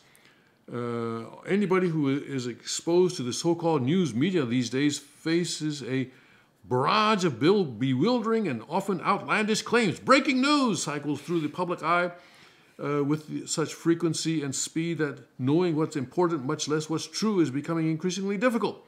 That's why it's more critical than ever, well, to tune into the King's Report. But anyway, to stay focused on and resolute when it comes to your Second Amendment rights, because the media wants you and your elected representatives to forget why you elected this pro-gun Congress. And for gun owners, there are no more important political objective than enacting a national reciprocity law. Rest assured, your NRA has not forgotten. While the media maelstrom flits from one usually fabricated or embellished crisis to the next, we have remained calmly focused on our job our members depend on us to do, protecting and advancing the right to keep and bear arms.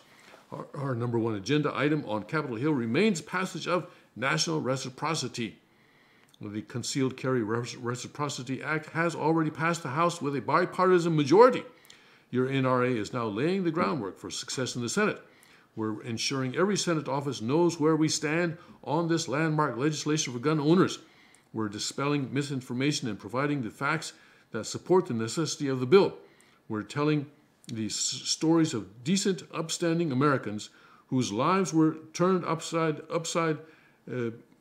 down, I guess, by the status quo, which empowers the anti-gun states to trample on the rights of good people so anti-gun politicians and bureaucrats can advance their own inventions. There was an article, and I'll get it if this computer comes back here in a minute, where a mother with a 12-year-old child killed an intruder who was a registered sex offender. Boom. Yeah. Spared the life of that 12-year-old. Yeah. And the mother, probably. Yeah. But the fact is, we cannot do it alone, the strength of the NRA, so we can do it. Please contact your U.S. Senator and urge them to co-sponsor and support passage of national reciprocity legislation. Here we go. Let's see if I can get that now. Let's see. Here we go, yeah. Via the U.S. Capitol switchboard, 202-224-3121, or click here to take action. So, let's see, I got that article now about that mother. Sex offender allegedly breaks into home, is shot dead by mother of 12-year-old. So this is, New York Times had a story about how it's very, very rare that civilian concealed carry people actually are able to stop a crime. Well, and so Breitbart actually has one reporter who, A.W.R. Hawkins, who has been tracking every case that comes up. I don't know if he's tracking them all, but he has about one a day, actually. A mother in Blakely, Georgia, fought back a home invasion suspect with a spoon on Saturday, then managed to pull a gun and shoot him dead. The alleged attacker, 53-year-old Michael Lindsay, was a convicted sex offender. According to WTVY, I guess that's a television station, Lindsay was found hiding in a closet inside the home. So the intruder was found hiding in a closet inside the home. A struggle ensued. That's pretty amazing. You have open the closet and there's a sex offender hiding in there. Wait, what time of day was it? Was it approaching? A struggle ensued and the mother held Lindsay off with a spoon before shooting him. Jeez.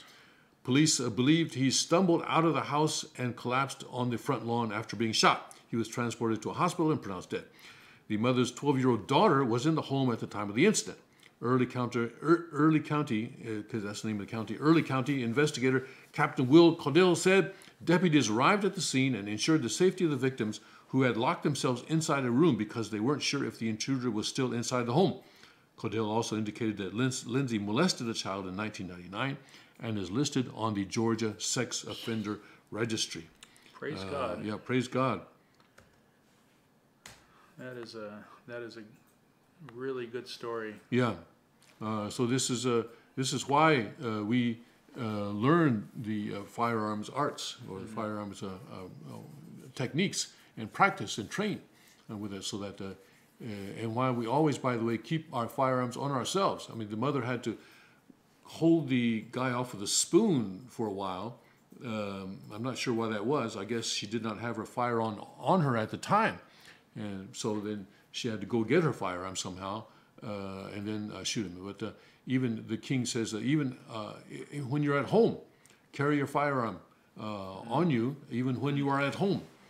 So that's what this woman, I think, would have been better if she had been doing that. It's fortunate that she was able to get to her firearm. She's pretty lucky, I think.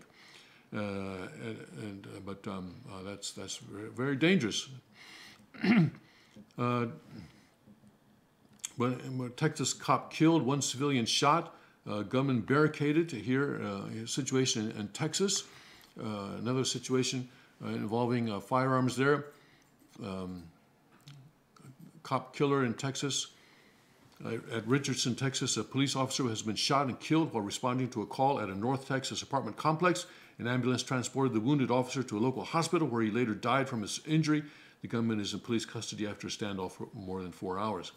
Police officer responded to a call for service at an apartment complex in Richardson, Texas, a Dallas area suburban community. Details are unclear at this time, but it appears an unknown gunman shot the officer and one other person. KTXS reported, the ABC affiliate reported, the officer received a wound to his neck. The condition of the officer and the other wounded person is not known at this time. Well, the officer, I guess, eventually died. The incident began shortly after 7 p.m. Central Standard Time.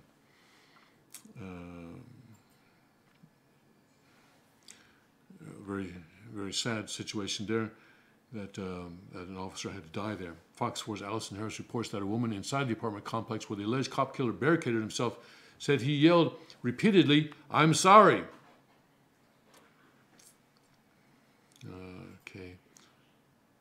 Very sad situation. We support our police, our law enforcement officials. Most of them are very wonderful people, and we would like to help them by becoming a peace police, peace militia ourselves, so that we can take more responsibility for our own protection and for the protection of our families, protection of our communities. Richard Dreyfuss has been accused of groping. 85% of public opposes ATF's background bump stock gun control. It's this thing that came up after the Las Vegas is really kind of a knee-jerk reaction. The government has to do something, right? If there's been an incident, the government has to do something. Let's see. The Bureau of Alcohol, Tobacco, and Firearms Explosives received 36,000 comments on proposed backdoor bump stock gun control, and 85% of those who commented said they opposed it. On December 22, 2017, Breitbart News reported that the ATF was taking comment on their intention to change the definition of machine gun so as to include a firearm that is not a machine gun as well. This would allow them to use the National Firearms Act to regulate machine guns and non-machine guns in the same way, which would allow them to treat simple firearm accessories and actual firearm conversion devices the same. Currently, bump stocks are not regulated because Barack Obama's ATF evaluated them and noted that they do not convert the action of a semi-automatic into that of an automatic. Even with a bump stock, the semi-automatic rifle only fires 1 round per each pull of the trigger. The ATF seeks to circumvent this fact by changing the definition of words, thereby allowing itself to regulate conversion devices to non-conversion devices alike. Have you seen a bump stock in action? I've just watched a video of it. Yeah, I watched a video of it too, and it's rather impressive actually. Apparently, though, it really drops the accuracy by a lot, but still, because it basically a person is able to. You're able to. I'm left-handed. I'm sorry. Basically, able to hold their trigger finger in one place, and the gun moves back and forth. Yeah. Yeah, and It's like a vibrating action. sort of vibrating action. Yes. So as it says, it's still you're only 1 shot per single pull of the trigger. It's just that you're able to pull that trigger a lot faster, a lot more frequently than you would without it. But the accuracy is the issue, though. The ATF took so 85% opposed the control. The trace examined 32,000 of the comments and found that only 13% favored the regulatory gun control. They noted that Gun Owners of America was the predominant gun rights organization fighting against the backdoor gun control, while Gabby Gifford's gun control group was central to the unsuccessful effort to stir up support for a bump stock ban. There you go, Gun Owners of America. Yep. On July 11, 2018, Breitbart News reported Gun Owners of America's warnings that an ATF ban on bump stocks prove insidious, expanding as needed to cover over gun controls desired by the ruling class. Former ATF gun tech chief Rick Vasquez echoed GOA's warnings, explaining that terms that are redefined for the purpose of a bump stock ban can easily be applied to cover bans on other firearm accessories. Yeah, so just change the meaning of words. That's a way to change the law. Don't have to actually go through Congress. Don't have to actually check the will of the people. Just to change the meanings of words. Just decide that words mean something else. All right. Let's go to a break now. We'll come back after this with more news from a Chinese perspective.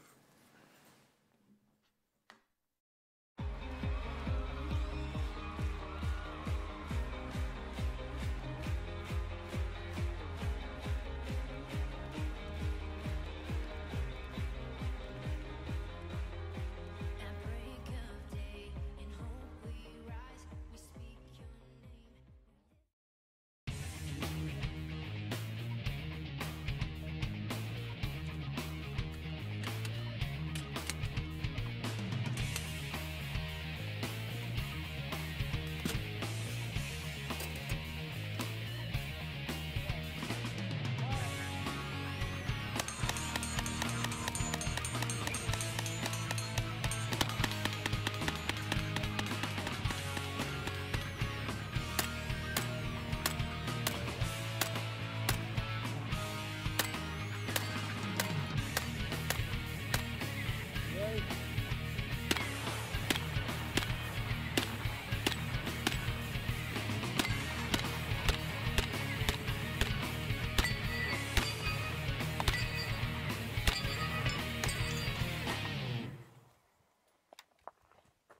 Boy, wasn't that fun shooting this Tommy gun today? It's always fun shooting Tommy guns. This one especially, it's just absolutely gorgeous. All polished and chromed up. It really looks like $1 million. Yeah. Elliot Ness would have loved one of those. Yeah, and it's available right now in your favorite dealer, and you go Yeah. pick one up. Yeah, just have him call your distributor. I mean, the gun, you know, was initially made way back when, back in the 27 is this one. Yep, model But 27. I was surprised by how quick it knocked down those plates. Oh, 3.5 second run, under 3.5 second run, knocking down a plate right. 341. I mean, the gun is heavy. It's about what 12, 14 pounds, especially with this drum. But it's surprising how quick you can go with it. It would actually make quite a good self-defense rifle at home.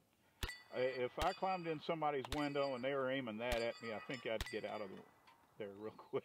So that sounds about right to me. Just the intimidation factor alone. Fire!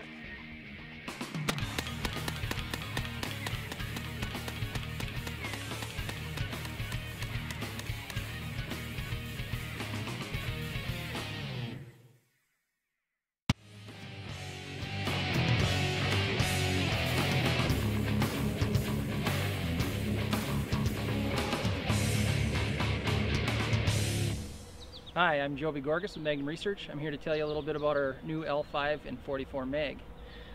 This is our 5-inch model, lightweight model. It's got an aluminum grip frame, shaving down the weight so that we can get it under 50 ounces so that it's New York legal.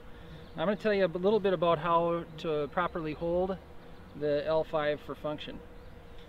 When shooting a Desert Eagle, you want to make sure that your dominant arm is locked out, pushing back into the back of the grip. Your secondary hand is holding around the front of the grip to keep the muzzle flip down. This gives you a good firm hold for proper cycling. We got to remember that the Desert Eagle is a gas-operated rotating bolt semi-automatic pistol, not unlike an AR system. I also want to talk to you about the stance for shooting the Desert Eagle. When shooting the Desert Eagle, you need a good firm base, so you want to step into your direction, get that arm locked, that support hand on, and lean forward into it so that you can handle that recoil.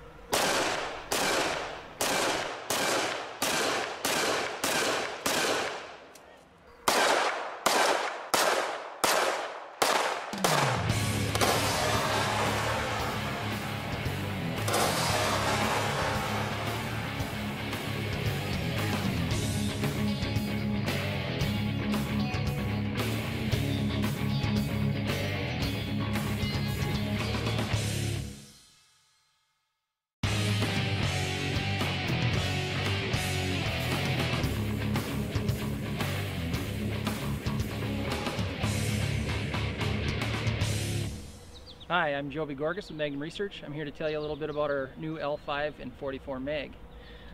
This is our 5-inch model, lightweight model. It's got an aluminum grip frame, shaving down the weight so that we can get it under 50 ounces so that it's New York legal. I'm going to tell you a little bit about how to properly hold the L5 for function. When shooting a Desert Eagle, you want to make sure that your dominant arm is locked out, pushing back into the back of the grip. Your secondary hand is holding around the front of the grip to keep the muzzle flip down. This gives you a good firm hold for proper cycling. We got to remember that the Desert Eagle is a gas-operated rotating bolt semi-automatic pistol, not unlike an AR system. I also want to talk to you about the stance for shooting the Desert Eagle. When shooting the Desert Eagle, you need a good firm base, so you want to step into your direction, get that arm locked, that support hand on, and lean forward into it so that you can handle that recoil.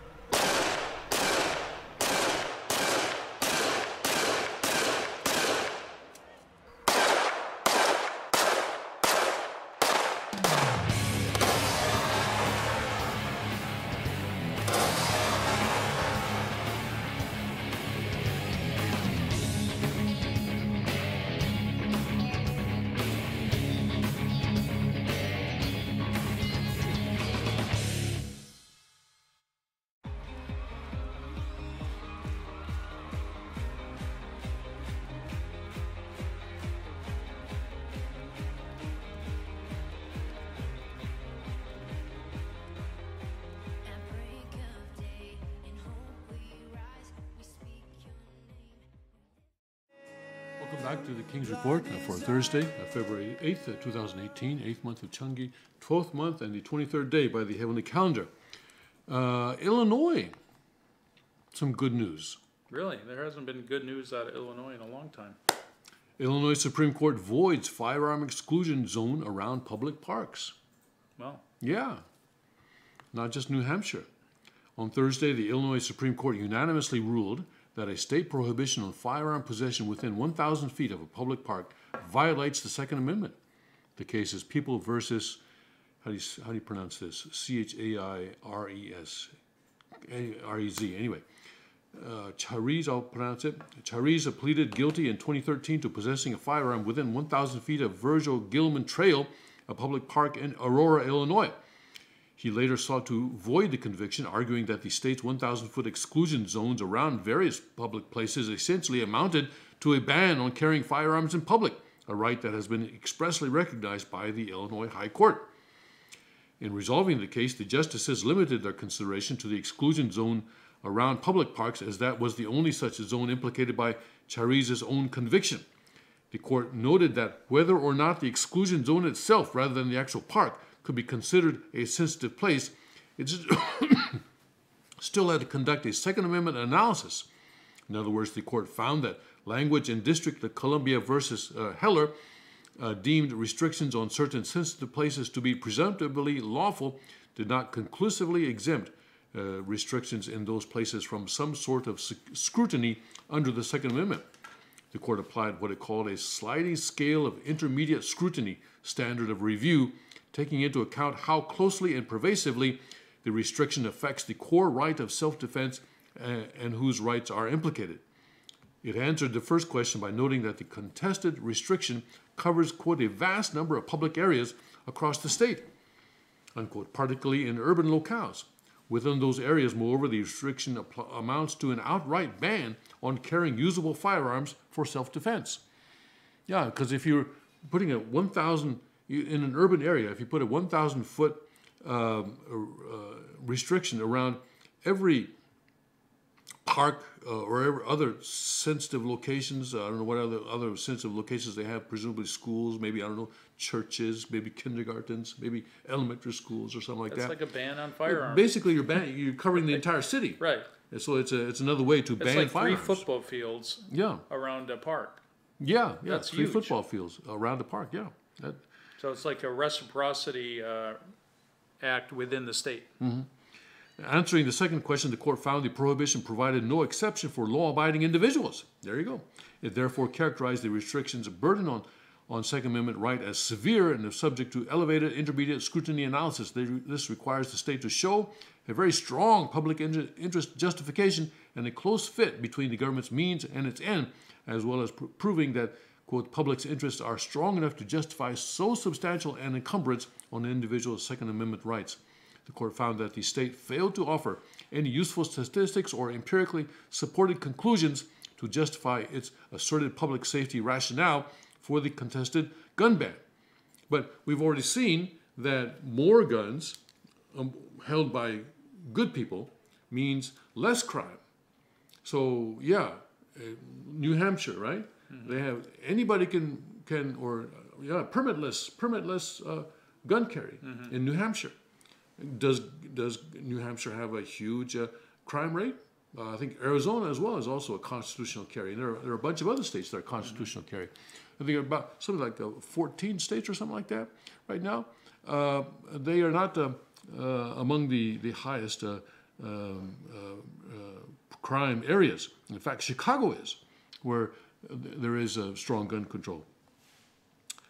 Yeah, the GOA and the NRA have been successful recently in pointing out that if you take out the gun-free zones, America would be one of the safest countries in the world.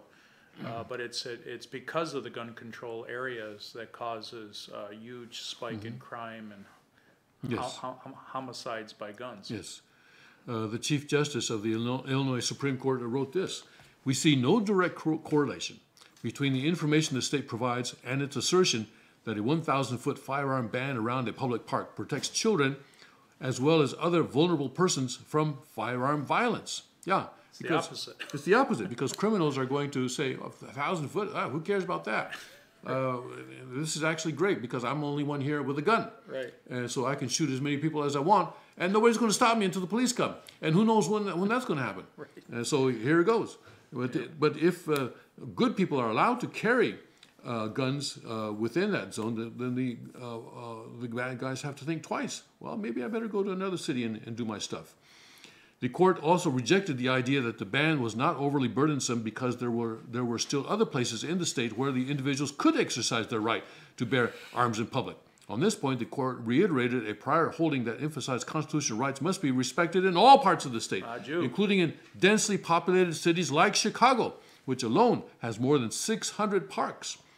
It further noted that the ban could swiftly transform innocent behavior into culpable conduct if an individual unknowingly crosses into an unmarked firearm-restricted zone. How are you going to possibly How do you know? How do I know there's a park over there 300 yards away, 3 football fields away? Right. There's a park. How do I know that? And you're a criminal. Yeah. All of a sudden you're a criminal and you can be locked up. That's what happens now. You can go into New Jersey and you're a criminal. Yes. The result could create a chilling effect on the Second Amendment when an otherwise law-abiding individual may inadvertently violate the 1,000-foot firearm-restricted zone by just turning a street corner. Yes. Reciprocity. Along with the Ohio case we reported separately this week, Charis provides an encouraging example of the possibilities of courts treating the right to keep and bear firearms as the fundamental civil right the U.S. Supreme Court has already deemed it to be. In this respect, the state courts may actually be more in tune with this constitutional provision than their counterparts in the lower federal courts. While Charis' opinion did not explicitly cover other exclusion zones, including those around schools, courthouses, public transportation facilities, or public housing agency residential units, it sets a high standard for the state's justification of those prohibitions. It may well be that Illinois residents will soon find many more areas of the state accessible to them as they exercise the constitutional right to bear arms. Yeah. All right, so good work there. Yes. Good work there. Yeah, and it's interesting at the end where it said that the state courts may be more sensitive to this, may be more responsive to this than the lower federal courts. The difference, of course, being that many times the people in the state court are elected. And so if you can get, that's the important thing in the elections that we have, because last year in the elections, I noticed that there was a Supreme Court, Pennsylvania Supreme Court ballot or election going on, and I knew nothing about the person or the people that were running for that. Mm-hmm. And now, though, I see that the importance of state courts and the fact that it depends on the Constitution, because each state has its own Constitution, so it may be different. But at least in Pennsylvania and maybe in Illinois, I think state court, Supreme Court justices are appointed, not appointed, elected. They're elected. And so we need to be sure to understand who's running. Many times you're just focusing on, if you're going to focus on anything in the state, it'd be the governor. And maybe everybody else is, same, not so interested. But each of these offices has a lot of power. It's another important role that the NRA and the GOA serve, is they let members know, and the public in general, know which politicians are fighting for Second Amendment rights. Speaking of state,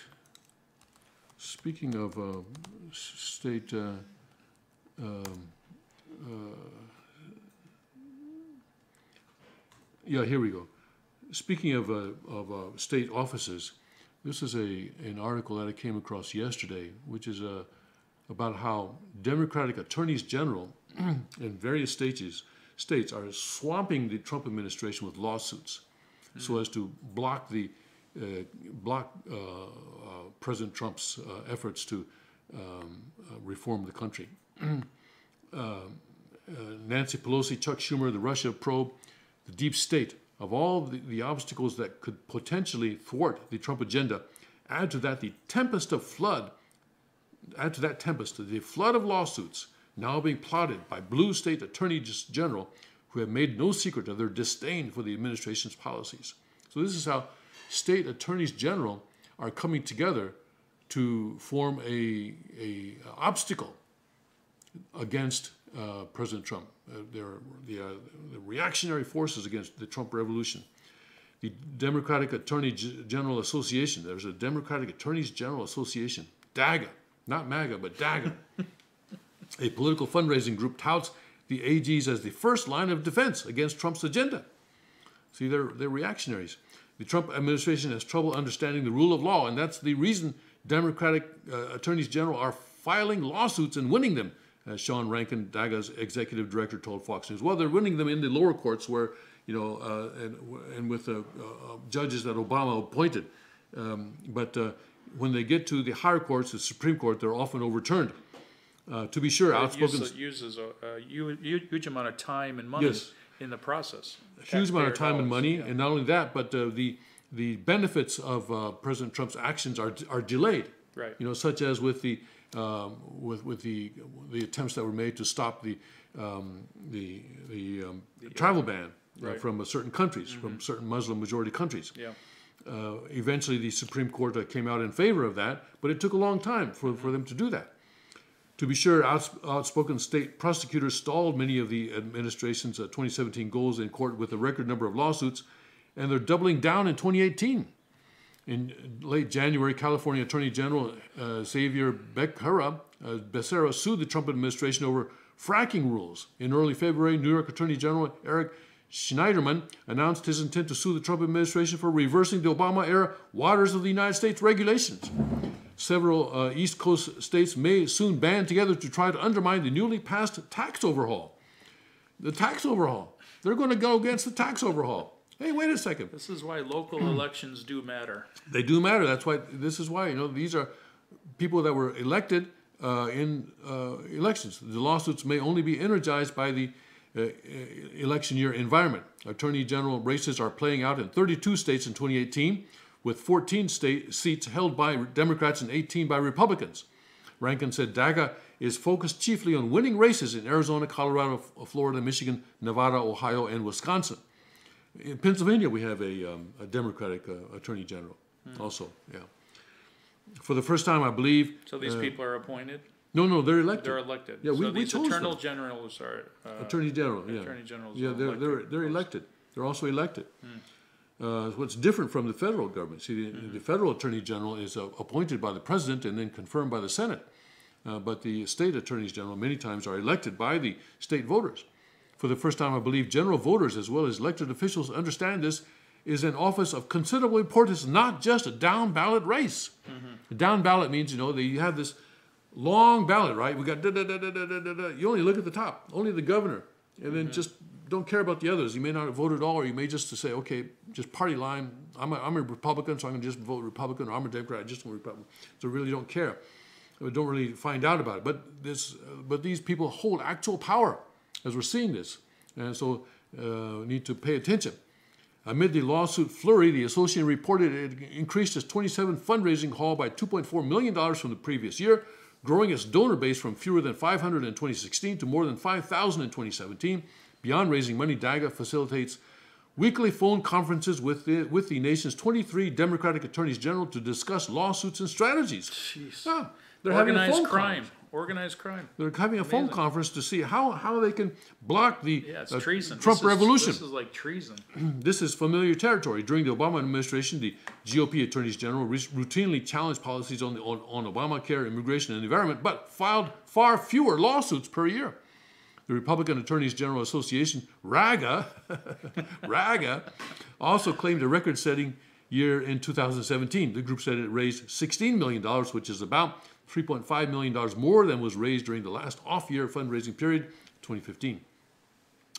The past year has been a bonanza of anti-Trump lawsuits. DAGA highlighted numerous cases in a year-end report. And while Democrats scored victories at the district court level, they had mixed results on appeal. One is Washington Attorney General Bob Ferguson filed suit over Trump's travel ban on people entering the United States from terrorism hotspots in the Middle East. Hawaii Attorney General Douglas Chin sued to block another version of the travel ban after the Trump administration rolled back the Obama-era deferred action for childhood arrivals, which shielded from deportation about 800,000 illegal immigrants brought to the country as minors. 16 Democratic attorneys general challenged the move. Becerra of California Maura Healey of Massachusetts, Josh Shapiro of Pennsylvania, and Ferguson of Washington challenged the Department of Health and Human Services rollback of the Obamacare contraception mandate. See, that's what Pennsylvania Attorney General is doing. He's challenging the rollback of the Obamacare contraception mandate, which means that the even people who don't believe in contraception, or actually people who, actually men, I think, still have to pay for a contraception mandate for women under the Obamacare. Illinois Attorney General Lisa Madigan, Healy, and Schneiderman sued the Education Department over a student loan policy. Another 14 Democratic attorneys general sued the Environmental Protection Agency, alleging it isn't enforcing smog rules. We would expect Democrats in Congress and Democratic governors to be part of the resistance, but we should expect more from the chief law enforcement officials in their states than to seek nullification by other means of federal law. Kurt Levy, president of the Committee for Justice, a conservative legal group, told Fox News. Parts of the judiciary itself and many AGs see themselves as part of the resistance. So they're not fighting for law and order. They're just fighting for this political objective. Throughout 2017, Democratic attorneys general filed 35 multi-state lawsuits against the Trump administration, according to tracking by Paul Nolet, a political science professor at Marquette University and author of Federalism on Trial, State Attorneys General and National Policy Making in Contemporary America. By contrast, Republican attorneys general brought 46 multi-state legal challenges during all of former President Barack Obama's 2 terms. That's 46 over 8 years. Wow. About 5 a year. 35 in 1 year, though. For yes, but 35 in 1 year against President Trump. See, that's why, you know, who was it? The chief was saying that you know a man's character by his friends? Mm-hmm. Or by his enemies, I guess, he said. Yeah. By his enemies, yeah, okay. So, yeah, Trump must be pretty good. The sheer volume of Democratic lawsuits is staggering, said Scott Will, executive director of the Republican Attorney General's Association. This is not about the rule of law or holding the line to stop the feds from preempting state law. This is about power, Will said in a statement. Look, Republicans and Democrats had a history of banding together to prevent the federal government from preempting state laws, but those days are over, and that is unfortunate. On the other hand, this is another example of how states' rights are growing. Mm-hmm. And I'm glad to see that. You know, I don't like them trying to block Trump's reforms, trying to block the Trump revolution, but I think over the next 8 years, 7 years now, and perhaps beyond Trump, if we can find a good successor, states' rights are growing and growing and growing. And I think that is in line with the current movement of the Providence. We might have a Trump dynasty coming with Donald Jr. or Eric. Or Ivanka. The lineage, yes. The micro and the macro. Who knows? I don't know about dynasties, you know, for elected. I mean, I believe in dynasties for the king, all right, and for the IG, for the Inspector General. Other than that, I'm not so sure about dynasties. But anyway. Well, let the people speak. People speak. We've had, I don't know, we've had some experience with the Kennedy dynasty, Bush dynasty, Clinton dynasty. None of those have really worked out so well. All right. The blue-collar dynasty. Yes, the blue-collar dynasty. Well, let's get some real blue-collar guys in there. Figure out a way that a blue-collar guy can become president. All right. Abraham Lincoln was a blue. You know what is not in the news today? The stock market. It must have been a flat day. Must have been a flat day.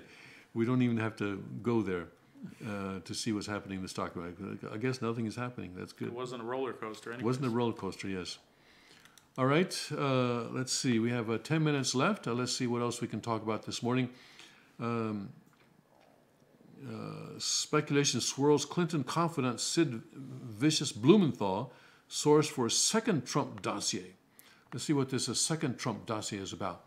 That we know that the Clinton campaign and the Democratic National Committee colluded to produce that first dossier. Clinton confidant Sidney Blumenthal's name is cropping up again, but this time as potential key figure involved with the Trump dossier and the FBI's investigation of the Trump campaign. Republican congressional investigators appear to be zeroing in on Blumenthal and the role he may have played in feeding information that Trump dossier author Christopher Steele later presented to the FBI in its investigation of the Trump campaign.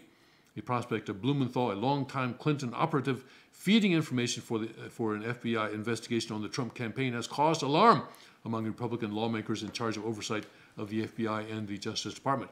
The Washington Post on Tuesday reported that Steele gave the FBI a report in October 2016 that he received from a State Department employee about Trump and Russia. Received from a State Department employee, okay. According to the Post, the report was written by Cody Shearer, a former journalist with close ties to Bill and Hillary Clinton, who gave it to Blumenthal, who gave it to State Department official Jonathan Weiner, who gave it to Steele, who gave it to the FBI. This is getting like the verses in the Bible about begat. He gave. Shearer's report claimed a source inside the Russian Federal Security Service, FSB spy agency, alleged that Trump had financial ties to influential Russians and that FSB had evidence on him engaging in compromising personal behavior. A lawyer for Weiner, Lee Wolosky, told the Post his client's actions were grounded in concerns that a candidate for the presidency may have been compromised by a hostile foreign power. Wolosky did not say why Weiner gave the report to Steele instead of the FBI. Good question. The Guardian, yeah. So I mean, if he was really concerned, why didn't he just give it straight to the FBI? The Guardian, which has ties to ex-British spy Steele, also reported recently that Shearer wrote a report that was given to Steele. Shearer had also shared his report with select media organizations before the election, according to the British paper. Blumenthal and Shearer's names were first tied to the FBI investigation of Trump campaign in a letter sent last month by Senate Judiciary Committee Chairman Chuck Grassley and Crime and Terrorism Subcommittee Chairman Lindsey Graham to the Democratic National Committee.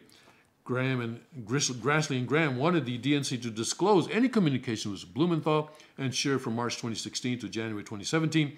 Earlier this week, the two GOP senators released a redacted memo that described the transmission of a report from a Clinton friend to Steele. One memorandum by Mr. Steele that was not published by BuzzFeed is dated October 19, 2016. The report alleges, redacted, as well as redacted. Mr. Steele's memorandum states that his company received this report from, redacted, the U.S. State Department, that the report was the second in a series and that the report was information second in a series. And the report was information that came from a foreign subsource who is in touch with, redacted, a contact of, redacted, a friend of the Clintons who passed it on to, redacted. Famous guy. They added, it is troubling enough that the Clinton campaign funded Mr. Steele's work, but that these Clinton associates were contemporaneously feeding Mr. Steele allegations raises additional concerns about his credibility. Excuse me for a minute here. Since the names are redacted by the FBI, they cannot be disclosed publicly by those who have seen them. Lawmakers who have seen the unredacted versions have danced around who they are. When asked on Fox News the story, House Oversight Committee Chairman Trey Gowdy told anchor Martha McCallum that she was really warm if she believed that Blumenthal was part of the chain of information to Steele, describer Grassley and Graham. I'm trying to think how Senator Clinton defined him. I think she said he was an old friend who emailed her from time to time, he said on Tuesday. McCallum then asked, Sidney Blumenthal? Gowdy responded, that'd be really warm. You're warm, yeah. House Judiciary Committee member Representative Jim Jordan, Republican of Ohio, also mentioned Blumenthal and Shearer's work in Fox and Friends on Tuesday. What it looks like is they paid Steele to put together the dossier and told him what to put in it, he said. Now, Micah Morin, a chief investigative reporter at the Judicial Watch, questioned whether Shearer and Blumenthal were also behind the dossier's sources. He wrote, according to The Guardian, Steele provided a copy of the Shearer report because it corresponded with what he had separately heard from his own independent sources. If the reporting here is accurate, that's quite a coincidence that Cody Shearer and Christopher Steele were hearing the same things from different sources at pretty much the same time. A closer look at timelines and sources might be revealing. If Sid and Cody are behind the original Russian dossier sources, that would be big news indeed. Yeah, this whole thing is obviously much worse than Watergate.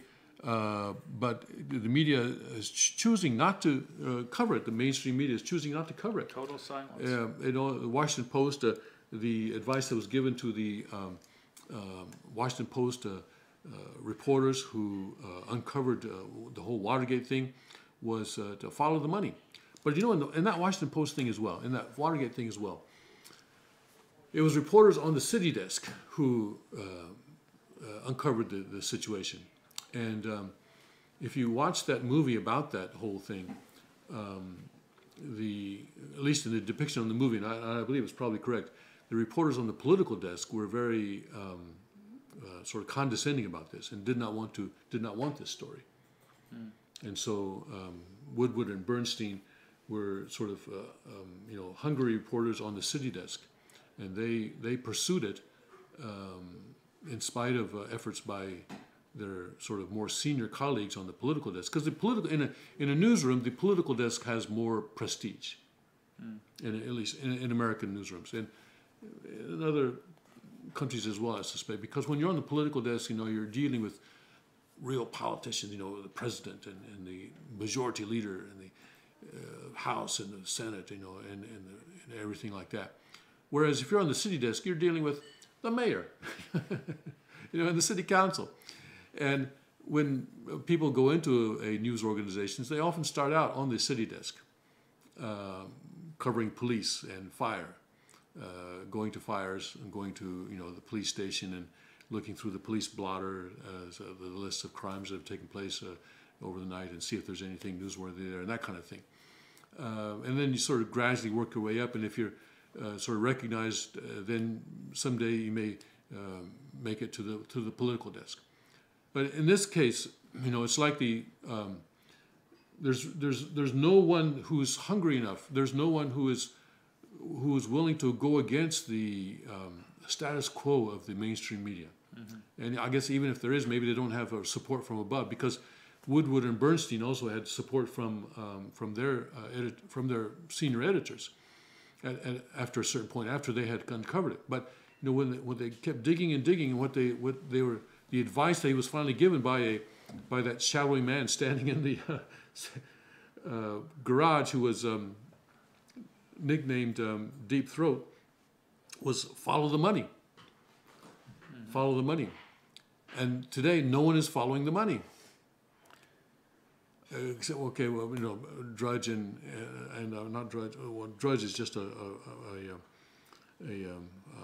place that aggregates other people's stories, but Infowars, for example, Infowars, or Breitbart, these places, but they're still really not nearly the influence that Washington Post had back in the early 1970s.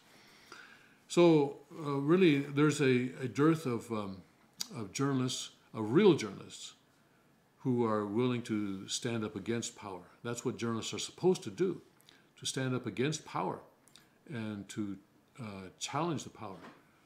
But there are not many journalists like that today. And that's unfortunate, because what's going on today is really a fight for the soul of America.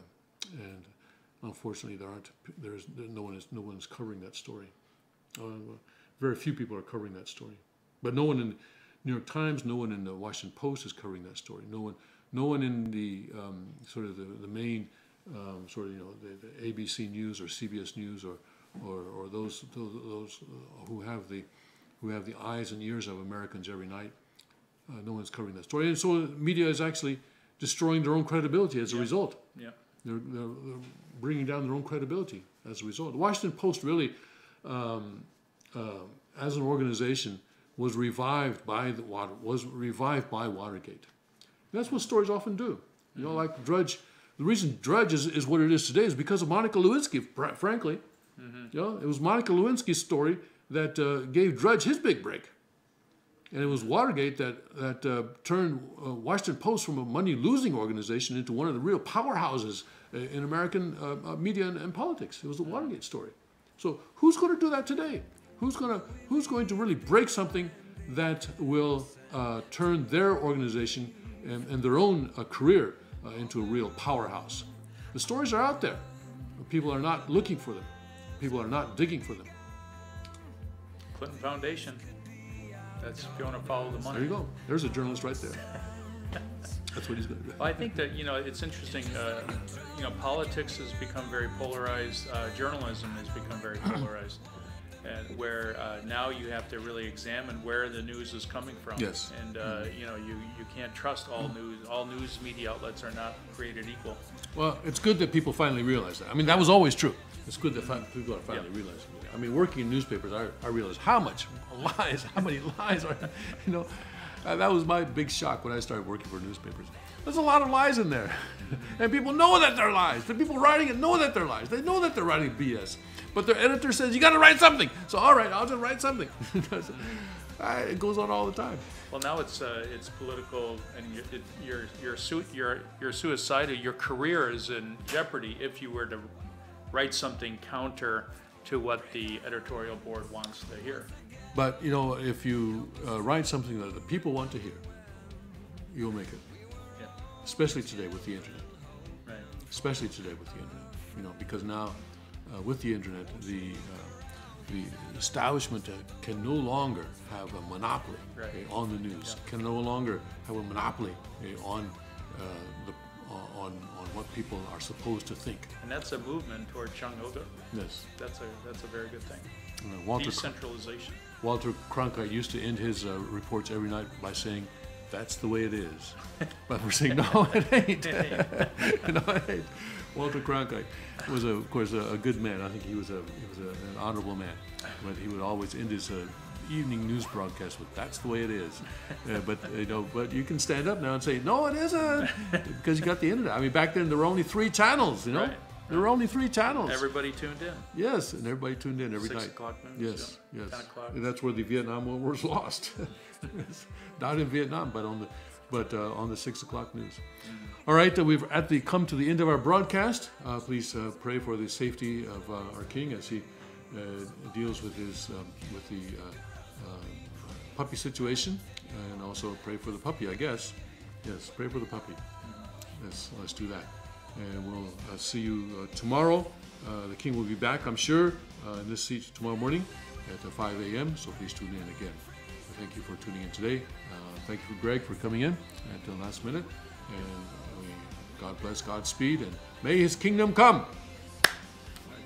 Taju.